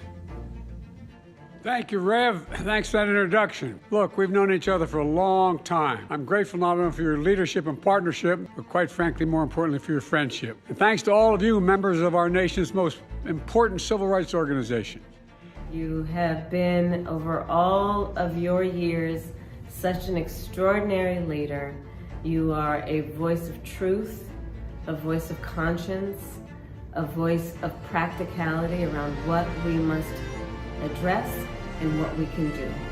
And I thank you so much for your friendship. I remember that most of the youth around Al's age, he was about 12, wanted to be like Connie Hawkins, a great basketball player, legend, or Earl the Pearl, or Clyde Frazier. Al wanted to be like Adam Powell, a powerful preacher with a social justice gospel. He was very close to, at that time, the Reverend William Augustus Jones, powerful preacher and social justice advocate, and Reverend Gardner Taylor State right down the street, and Bishop Washington, whose church he came from, and Reverend Sandy Ray. He wanted to be like these giant preachers. He wanted them to have the edge, however, of the King's social justice dimension. He wanted to be like them, now he's one of them. Perhaps taller than most of them because of the risks he has taken and the reward God has given him with his gift. I remember so well that I first escorted him to jail. He was around 13 years old with the jail fighting the ANP. He was in the lineage of our struggle. He grew up in it. We didn't just see him on TV one night. He didn't happen. He came bottom up, not top down.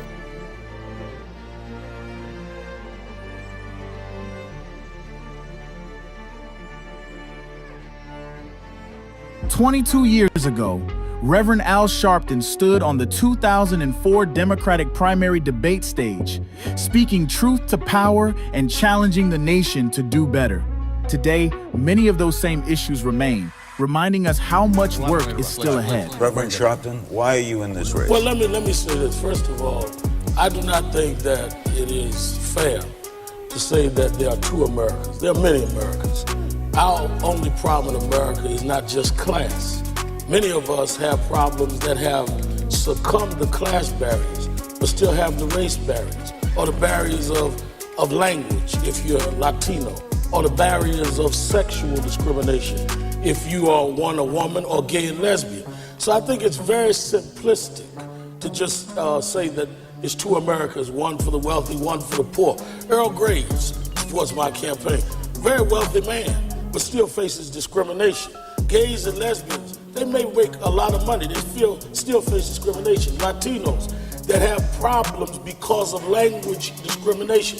So I don't think that it's simple as class. I also think if we're talking about experience, I was talking with Bishop Brookins, who's here with me tonight. I don't say anyone that supports civil rights could support the Patriot Act. That was you're talking about a difference of direction, Senator. The Patriot Act. The Patriot Act that you supported is J. Edgar Hoover's dream. It's John Ashcroft's dream. We have police misconduct problems in California, Ohio, Georgia, New York, right now. And your legislation helps police get more power. So I think that we've got to really be honest if we're talking about change. Change how and for who. That's why I'm in this race.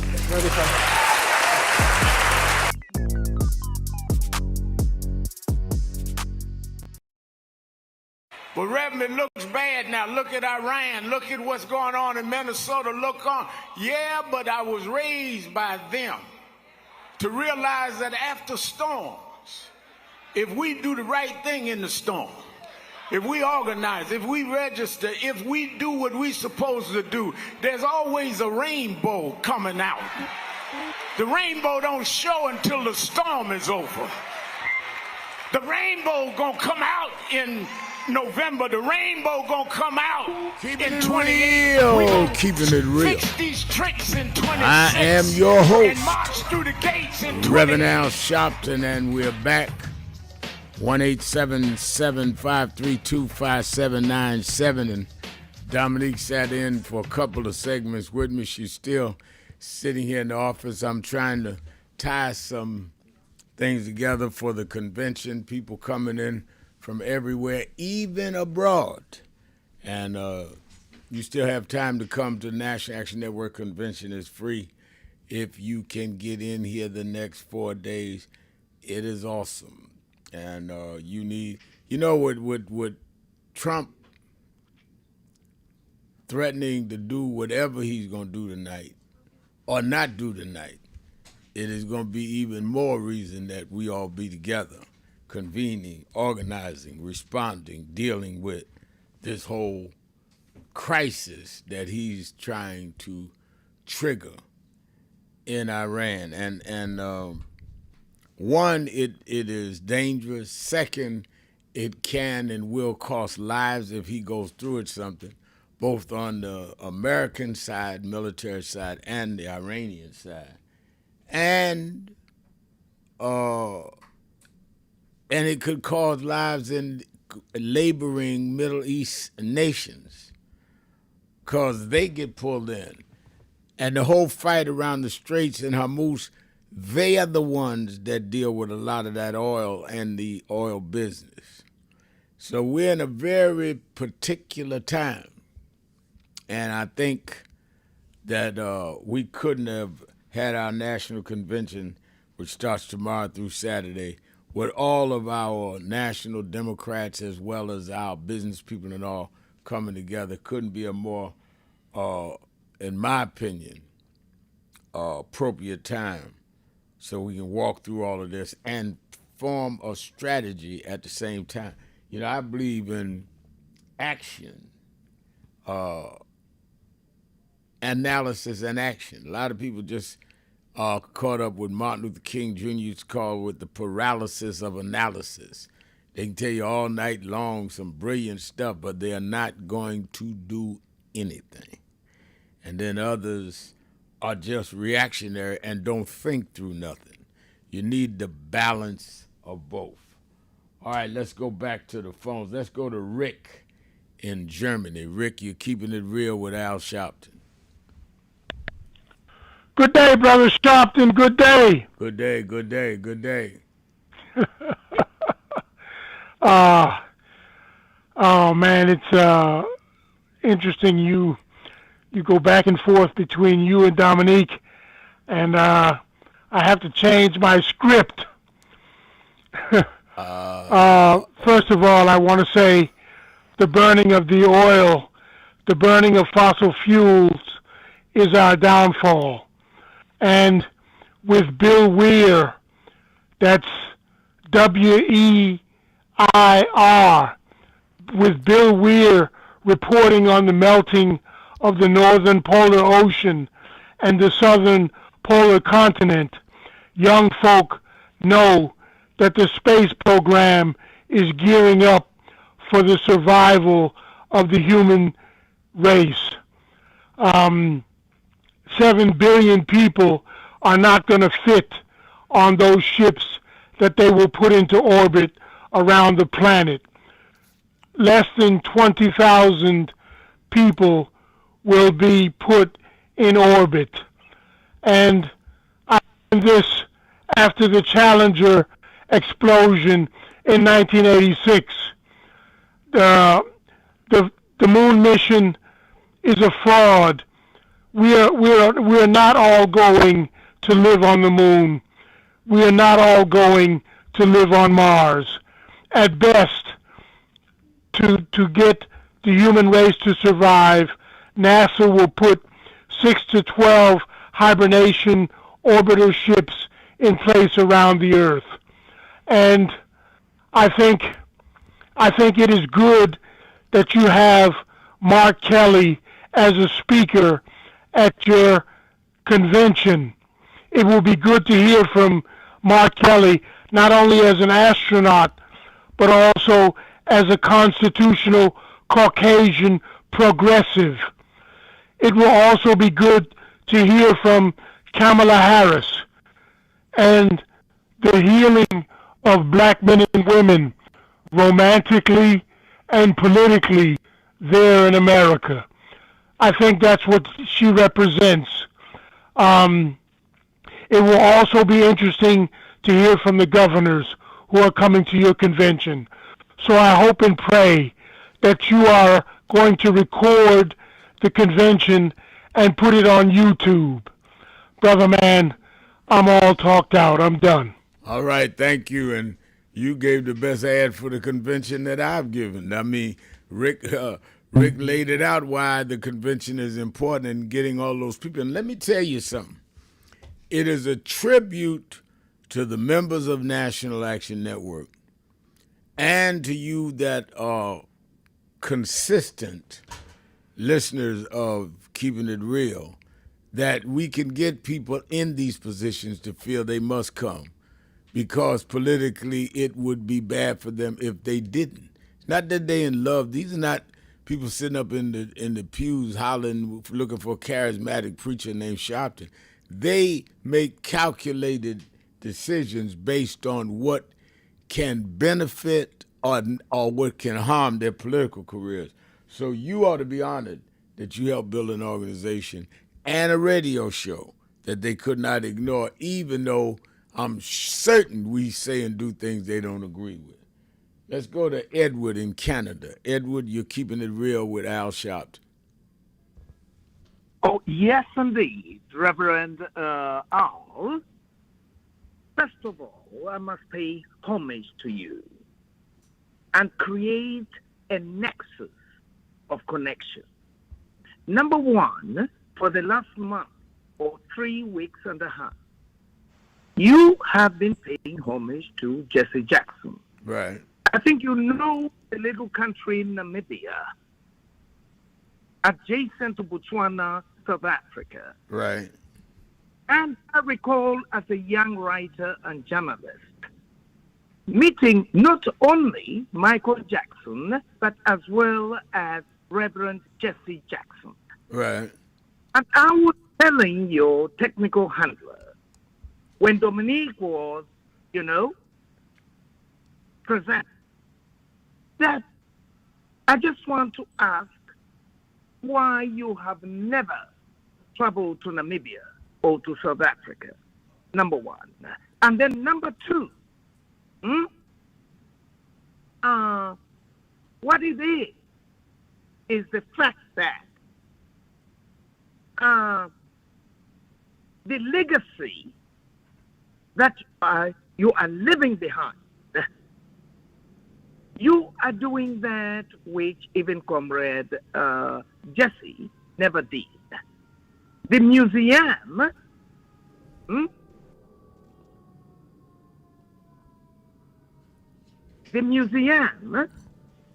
the legacy, the king legacy, you have been in the forefront.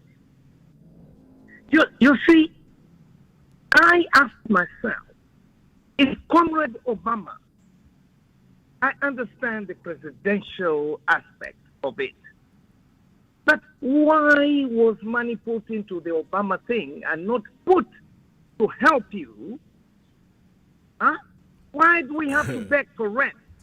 Yeah. Well, you raised a good point. Let me ask you something. What part of Canada are you in? In Ottawa, Ontario. Okay, Ontario. I know where that is. I have not been. I've been to South Africa many times, and going back again. I have not been to Namibia, and I would love to go. So make sure you get somebody to invite me. I will come. I'm going back to Africa this year as well as Europe. So make sure I get an invite. And I thank you for your call, and thank you for talking about our impact. Let me give it back to Dominique. I have to go back in and sign some more papers. I'll be back for the end of the show. Dominique Sharpton coming with us, back with us now. It is Tell It Tuesday. Sharpton, Keeping It Real. Be right back. Keeping It Real.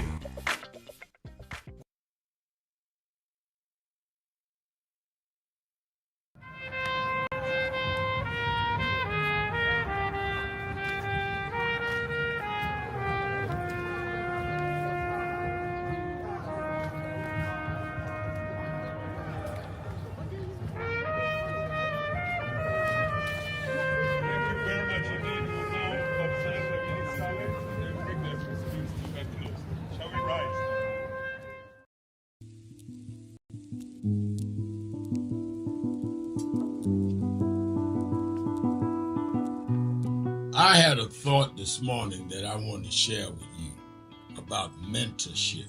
I am able to do a lot of what I do because I had great mentors, but there are correct ways and incorrect ways to mentor people, in my opinion. I was mentored as a boy preacher by Bishop F.D. Washington, one of the great Pentecostal preachers of his time. Then Reverend William Jones became my pastor after Bishop Washington died, who was unquestionably in the top 5 black church ministers, theologians. Reverend Jesse Jackson, who I started my activism under his leadership, he and Reverend Jones. And I learned politics directly as a youth director from Shirley Chisholm. So even though I didn't finish college, I had the most unique education in the world from being exposed to giants. But the one thing I learned is as I grew older and people started coming younger than me and wanted me to teach and mentor them, the magic of the mentors I had is they did not want me to be their clone. They wanted me to learn things from them and use my own gifts and talent in my own unique way and let me do things on my own, because they knew that if I flopped in some things, it would teach me for the other things. They'll come and help me once I was down, but they were not going to have me avoid being down. And they were not going to impose themselves on me. Why am I saying that? Because too many mentors want clones, and too many mentees want their mentors to put them on a pedestal. Oh, so-and-so didn't do this for me. Oh, so-and-so didn't open doors for me. If they gotta open doors for you, it may mean that they knew you weren't ready to go through those doors. Their job is to prepare you. Your job is to develop your own skills, your own unique ways. And I don't care if it's my daughters, who both have come into their own, or anyone else. I'm not a talent agent. I did not form National Action Network to give people their step up. I formed it to fight for justice for everybody. If talented people get in, it's my job to invest and give them a platform. It's their job to get on the platform and perform and show their ability. Sitting with me today in the office as I talk about is one of my mentees, Reverend Stephen Marshall. Now, Stephen, you just came around us when you were how old? 11 years old. 11 years old. You just turned 40 and now you're called to the ministry? Yes, sir.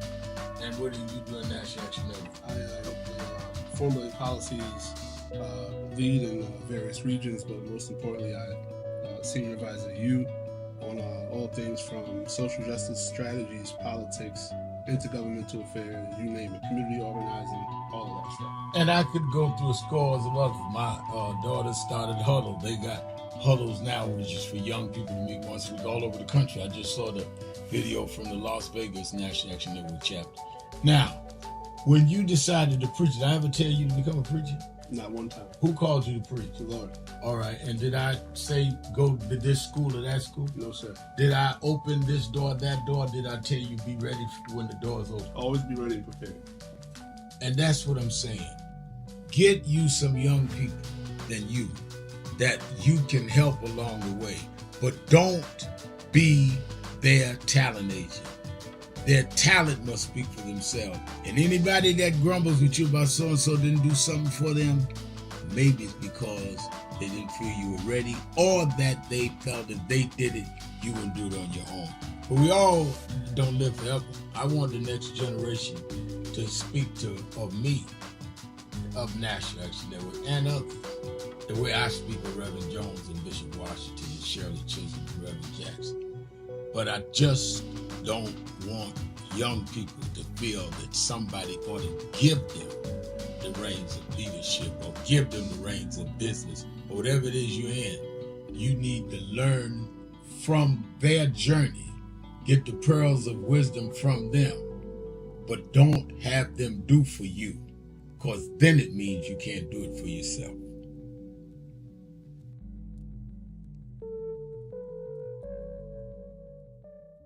"22 years ago, Reverend Al Sharpton stood on the 2004 Democratic primary debate stage, speaking truth to power and challenging the nation to do better.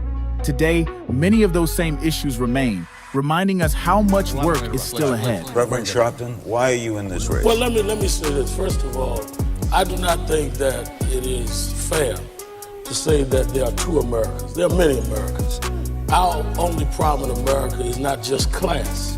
Many of us have problems that have succumbed to class barriers, but still have the race barriers, or the barriers of language if you're Latino, or the barriers of sexual discrimination if you are a woman, or gay and lesbian. So I think it's very simplistic to just say that it's two Americas, one for the wealthy, one for the poor. Earl Graves supports my campaign. Very wealthy man, but still faces discrimination. Gays and lesbians, they may make a lot of money, they still face discrimination. Latinos that have problems because of language discrimination. So I don't think that it's simple as class. I also think if we're talking about experience, I was talking with Bishop Brookins, who's here with me tonight. I don't see anyone that supports civil rights could support the Patriot Act. That was you're talking about a difference of direction, Senator Edwards. The Patriot Act. The Patriot Act that you supported is J. Edgar Hoover's dream. It's John Ashcroft's dream. We have police misconduct problems in California, Ohio, Georgia, New York, right now. And your legislation helps police get more power. So I think that we've got to really be honest if we're talking about change how and for who. That's why I'm in this race.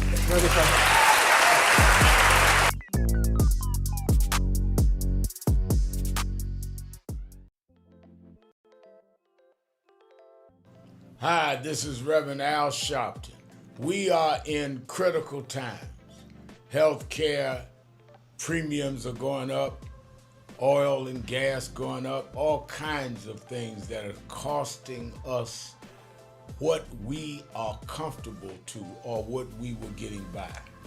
That's why I am asking you to be at the National Action Network Convention, where we're going to have leading political figures, leading civil rights leaders, leading activists, leading faith leaders, leading youth activists convene at the National Action Network Convention, April the 8th through the 11th, where we are going to strategize, hear the plenary sessions, question, and come out with how we back up this whole retrenchment of our rights and our ability to live. It's not just about rhetoric, it's about a strategy and get results. That's why we in National Action Network have always been on the front line, and we need you with us more now than ever. To register, all of our sessions are free. All of our sessions are free. To register, go to www.nationalactionnetwork.net or call the toll-free number 1-877-626-4651.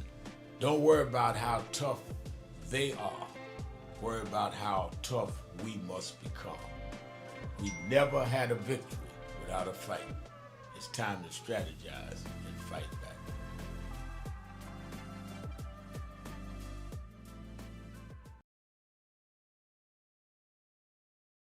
Well, Reverend, it looks bad now. Look at Iran. Look at what's going on in Minnesota. Look on.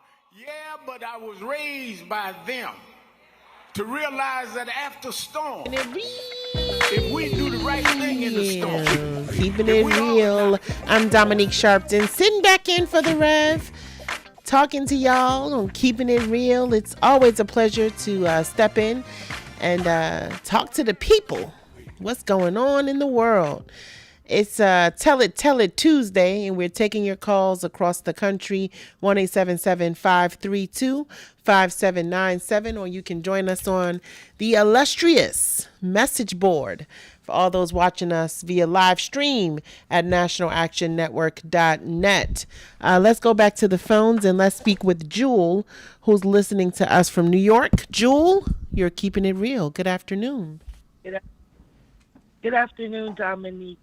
Happy Blessed Tuesday. Thank you so much for taking my call. It's always an honor and a privilege to get through. I'm so happy that the convention is here. The time flies, doesn't it? Yes, it certainly does. Yes, I'm looking forward to being there with the Stop False Police Reporting and the survivors of the Stop False Police Reporting. Thank God, R.I.P. Michael Hardy has set that up. And, it's with a heavy heart. My voice might be a little not so strong, losing Reverend Jesse, but we're keeping hope alive. Oh, and I am yes, somebody. every day. Yeah. I was looking so forward every Sunday when I'd wake up with the show, Keep Hope Alive on Sunday. Remember, Dominique? With Hope Reverend Alive. Jesse and Sunita? No, I think I was too young to remember that show, but I do remember. But I do remember my dad talking about it all the time. Absolutely. Yes, and you're so beautiful. I'm so encouraged every time just seeing you. You keep me and my daughter, as I always tell you, keep us so inspired. You keep us very inspired. And yes, and I want you to kiss Marcus Allen for us for Easter. He's so gorgeous. He's so gorgeous. Make sure you give him a kiss for us. And once again, I'm looking forward to seeing you at the convention. I'm not quite sure which day, but you're going to see me. Because like I said, I'm looking forward to getting some justice. I want to take care of some injuries and get some surgery and things like this. So keep the prayers. Yes, and absolutely. Once again, all your support, as always. And congratulations for the new site. I cannot wait for the grand opening at the new House of Justice. Mm-hmm. Yes, clap, clap, clap, clap, clap. Big blessings. Congratulations. Thank you. Yes, this is marvelous. This is so marvelous. This is exactly what we've been working on for so many years, and God is able. God is able. Yes, Sister Jules, so able. Thank you so much for your call. Thank you for your support. I look forward to seeing you at the convention, and we've got to continue to lift each other up. So thank you for everything that you've said and for your well wishes. It certainly means a great deal, and certainly, it's always a good feeling to know that you're not doing this work alone, that you're not walking this path alone, that you're not, you're not confronting these issues alone, that, we have a community of unity, right? We've got a community of individuals who are also committed to doing this work and who are committed to really continuing to stay vocal, to staying involved, to staying active. And that is really, really important. And I feel like, we are those foot soldiers. They talked about, and I was recently in Selma with my father and my sister for the commemoration of Bloody Sunday. And remember being told about the foot soldiers who were there, who, didn't necessarily know their name. But because they were there, because they stood steadfast, because they were righteous, because they took a stand, we remember this day, this monumental day, and this time that was so pivotal to securing and really fighting for the securement of our right to vote. And so really, really want to point that out and definitely acknowledge the foot soldiers that keep the movement going strong. And certainly Sister Jewel is one of those foot soldiers. So we definitely appreciate and feel like, we are amongst the greatest of those who will continue the fight. And so give yourselves a hand for being one of those foot soldiers for justice. Thank you so much, Sister Jewel. I don't know if we have time before the break to go to speak with Edward, who's listening to us from Canada. But Edward, if you are there, you're keeping it. Refresh your screen. Okay. I've been told that Edward is probably no longer there with us. Mrs. Jones, if you there, are you there, Mrs. Jones, listening to us from Philadelphia? Also on the word. Mrs. Jones. Oh, good afternoon. Good afternoon, Miss Dominique. I do appreciate your taking my call on this Tell It All Tuesday. And blessings to you and your dad and your sister and your son and your entire family. We appreciate you guys very much. And I also wanted to say, as to the POTUS, because I can't say, really president, but that's the best respectful way that I can say it. He puts all of us in danger when he disregards international laws, and especially our troops. So we all are in danger, especially dealing with Iran. And for him to be so cavalier, not, surprising, of course, it is just, it really falls upon the shoulders of his cabinet, which I know they have no shoulders at all. They refuse to vote on impeaching him, and that's what was always intended. When Toombs, the head of the Senate and for the Republican, said he would ensure that they all get approved because they were all, on his team. But for them to forsake the safety of our troops in America, and everyone is calling, for impeachment, this is really, really serious. That's why we have to start, really calling them out as well. Yeah. And the most important thing with Hannity and everybody else speaking up now, this is the same POTUS in 2016. Yes. That we see now, and he has always used profanity in reference to the S-hole countries and things like that. That didn't bother them. And going after our judges and elected officials on many occasions. So that didn't bother them. So, again, we appreciate their waking up to the moment, but this is what happened when you don't stop the train. When it first shows that they have mental illnesses as well as just don't care, want to have my way. And so they brought this on America, and now they are just afraid, seemingly, but you just never know. But that same cry was done in 2024 through the Democratic Convention. So, let's just go back, to those videos, but yet they still decided, although I think he did not win this election, because number one, if he won the election, you don't try to stop the voting process that's already in place. Right. But when you know you may have stolen the election and it might not go in your direction or the Republican direction, that's when you try to change things. There's a guilt there, and it will come out because Musk tried to say it online, but then he caught himself, and that's why they quickly made up. But I know I'm going on, and I do want other people to get on. But it's important that we realize that all of our lives are in danger, and to have us on edge like this, is just really abuse of the American people as well as our NATO and all of our allies. We, because I really cannot really watch him on TV, but last but not least, but I did see on Kimball the supposed Easter egg, roll. As far as I'm concerned, it was the double egg roll. Never seen such craziness in interacting with children. Go back and watch some of the other presidents that we've had. They have no skills to, work with children or even to make them feel comfortable. It was crazy, and I just couldn't believe it. And I said, I didn't even know about that until just recently.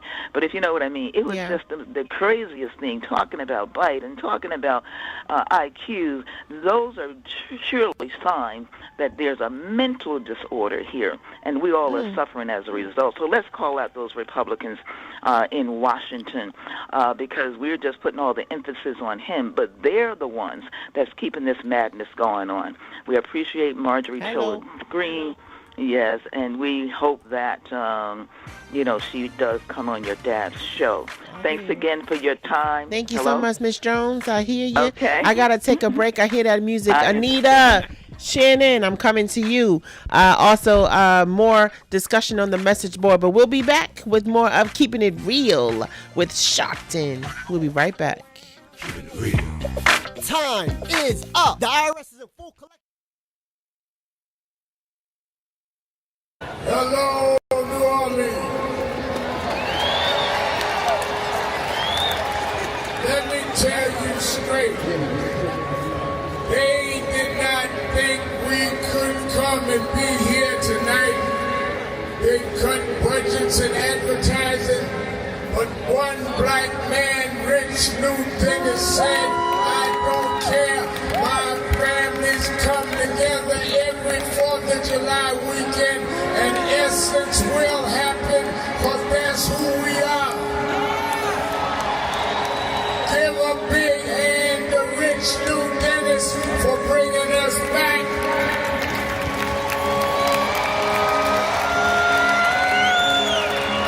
Why do we come? we are is essential to what made this nation. We built this nation. We made this nation. We created the essential dollars that this nation lives off of. We don't care what bill they pass. We will not back up. We will not back down. We will not give in. We will not be chased out. We don't care who's in the White House. We will organize our house by house.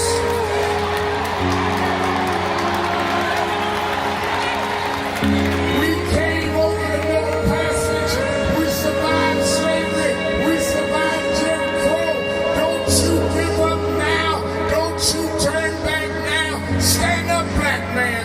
Stand up, black woman. Reclaim your dignity. Reclaim your place. So we stand with the Black Global Black Economic Forum. We stand with Essence Magazine because that's who we are. So don't give in now. Yes, it's some rough days, but we've been through rougher days than this. Yes, Trump is a bad dude, but we beat badder dudes than Trump. So let's party with a purpose, because our rhythm and our music reminds us who we are. Because we can smile through our pain and organize for our gain. Let's stand up and let's celebrate who we are. Thank you, God bless you.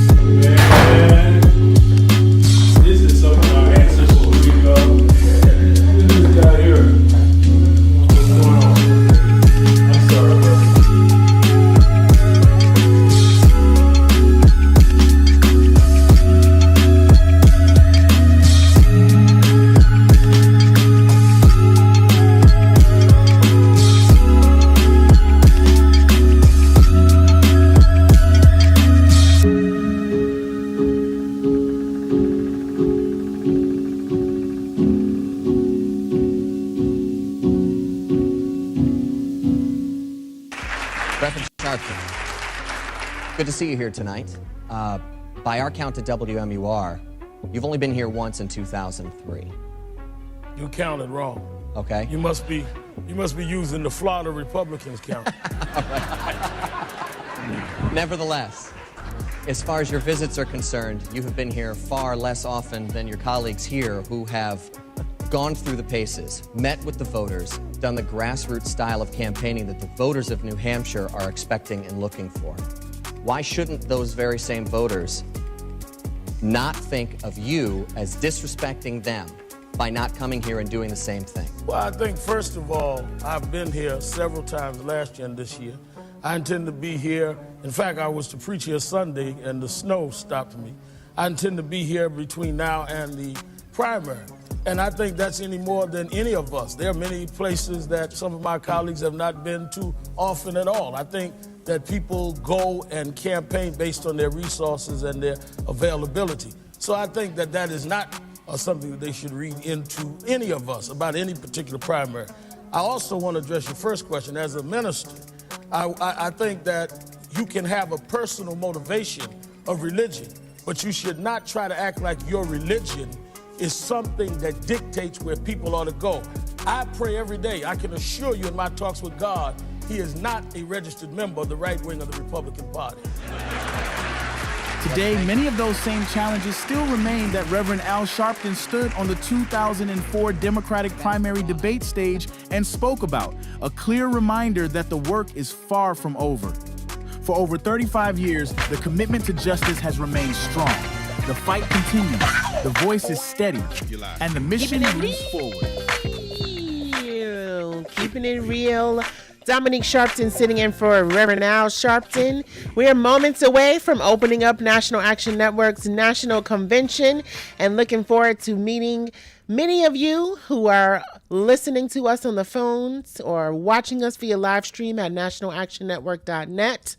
But this is an action-packed week as we are formulating this action agenda, kicking off National Action Network's convention in the morning, 7:30 in the morning. Mayor Rodney Jones, I hope you got that information. 7:30 a.m. we will open with registration. The convention is free. It's free to attend, but we ask that you pre-register, and so you still have time to get on the roster. I know when they write about history of this time, and they write about, as I was talking about, the foot soldiers who were really, really involved in making sure that these issues that were plaguing us during this time, they cut DEI, they cutting education programs, they're cutting funding for organizations to do community work, and they're cutting so many things, liberties, healthcare, prescription drugs, prices going up. A lot of people are really dealing in this moment. And when they write that history and they tell the story about this time, I want to be one of the foot soldiers they mentioned who made sure I got to that convention for National Action Network, made sure I went to the voting booth and cast my vote. I want them to call my name. I don't know about you, but I want to be on the roll. So make sure you register and join the roll as well. Let's go to Sister Anita. She's been holding on. Anita has been holding on, listening to us from Chapel Hill. Always a pleasure to speak with you, sister. I want to make sure we get you in for sure. And happy Tell It Tuesday. You're keeping it real. Okay, hi. I called because I heard you on the phone. I didn't really hear it all the beginning. But, and happy Easter if you celebrate it. I'm Muslim, and I understand the blessing of being able to have a second chance in life. What I wanted to say is happy Easter to all the audience that celebrated, and may you continue to appreciate all that was given to us in that sacrifice, okay? Okay, now, what I want to say is, I have to travel and be on a plane. I'm actually afraid of being shot down. It's not funny. You ain't the only one. This man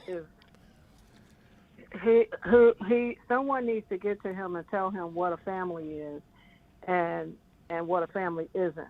And I do want to get to Trump. I've been trying to get to Trump for like 5 years. I haven't found a way to get directly to him yet. But when and if I can, I will let him know what a family is and what a widow is, and you know, that people cannot be without the things they need to survive in this life. The animals, they have to have everything. The environment has to be kept that ecosystem balanced. All these things that, unfortunately, Caucasian men don't understand. They are not God. They cannot balance everything. They cannot make the sun shine or not shine or rain. And we must understand what God has taught us and stop being weak on our faith, because we cannot stop them from disobeying God, but we can obey God and run. I think we're supposed to resist the devil, as peacefully, I guess, as possible, that we can do it in our control. And the man has gotten me worried about flying right now. And where I need to go is too far to be driving, I would think. So that's my comment, and happy Easter to all those people. And don't forget the sacrifice that it was paid. All we have to do is obey at this point. And we can wipe all this stuff out, and internationally, I don't know how people believe, but I understand Americans love faith and they love the holidays around the faith. So we should be able to block all of this if we just stay in our faith. That's right.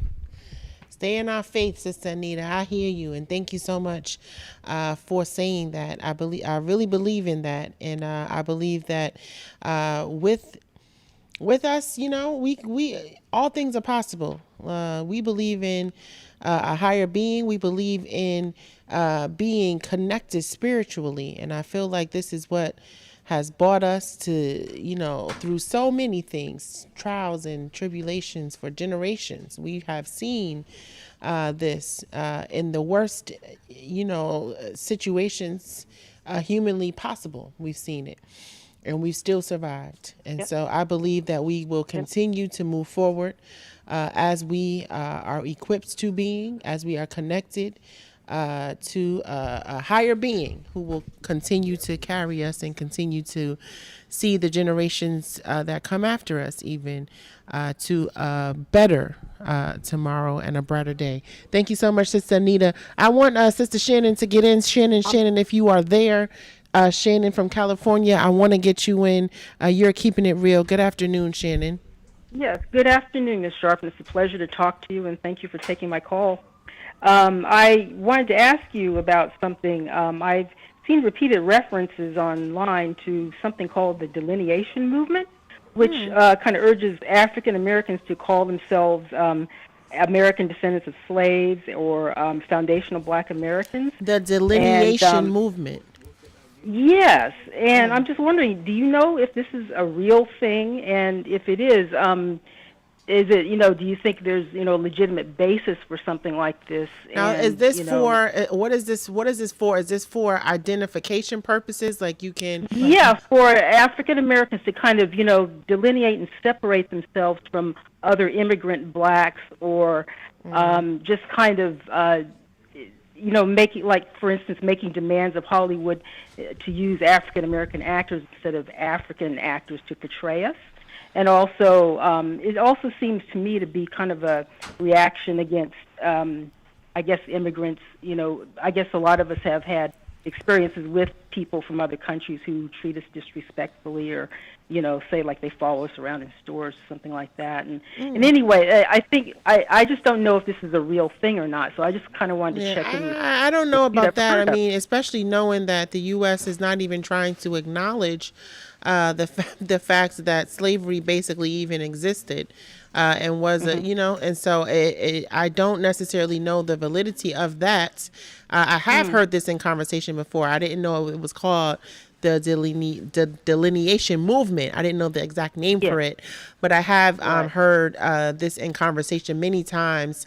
And I think it's very interesting. I think that, like I said, this conversation even of reparations, I think is seems to be prolonged too long, right? I think that there is a lot of there's a lot of not only conversation, but there's a lot to be owed to the descendants of slaves in America. And I feel like that conversation has never really been taken serious enough on, at the highest level that it should have been. And so I feel, and yes, even though there are, many even legislators who are fighting and have been trying to really move forward in terms of how the identification of even slavery in America, how that looks, what that looks like, and then the preservation even of the landmarks. They're even right now in New York dealing with trying to preserve the landmarks of, traits of American slavery and how that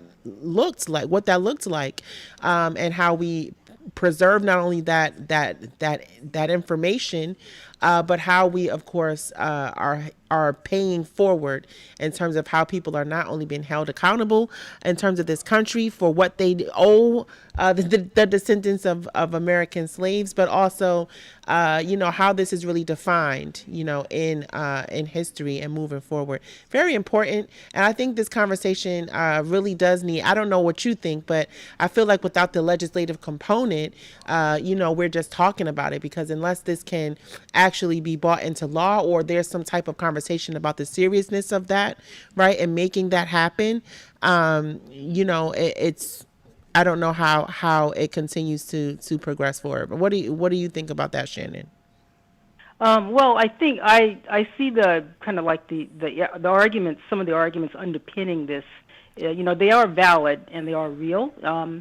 It's also, I also feel like it's kind of it could be sort of a divisive tactic used by, I don't know who, maybe foreign actors or whatever, to kind of further sow divisions within American society as well. I mean, I'm all for reparations and stuff. But even that was a thing, right? Even checking off the box if you're African American, even that was a big conversation, a big thing. So it just seems like the country itself is just not trying to really identify well with the descendants of slavery, or even acknowledging American slavery and the brutality of what it consisted of. Mm-hmm. Yeah, I was just kind of wondering, what this was. Like I said, I see the underpinnings of it. I see that, but I'm also worried that, there's also, talk of like, encouraging, African Americans not to,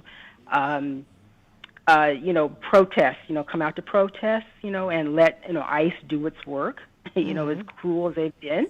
I feel like, that's kind of like, it could be, I don't know, I don't mean to kind of, go into, like conspiracy or whatever, but I feel like, if that's going to be used as a divisive tactic, then if things really come to a head, that's going to kind of leave us isolated in a way. But I don't know. I just wanted to kind of check in with you or your father. And well, yeah, if they are going to, they're going to find any way, I feel like, to come at us. If they want to, now try to strip away our rights to protest, our right to demonstrate, our rights to, to define ourselves, right? And that's the whole conversation of Black empowerment from many different ways that you want to look at it, crippling us from the economic way, crippling us from, dealing with how we are protecting our rights way, right? Dealing with how we are protecting the future of our children. So they're coming at it from all different angles. I feel like we've got to now empower ourselves in this moment and define who we are. And again, last but not least, Shannon, what do we want? Thank you so much, Shannon, for your call. Thank you so much to all that called through and got through and spoke with us today on Tell It Tuesday. Thank you to those that joined us on the message board watching us via live stream at nationalactionnetwork.net. I'll see many of you tomorrow as we kick off National Action Network's convention. But we are still keeping it real, so make sure y'all tune in. And remember, whatever you do, wherever you go, and however you feel, make sure you tell someone. Reverend Al told you, Dominique is telling you, you got to keep it real, keep it real, keep it real. We'll talk with y'all tomorrow.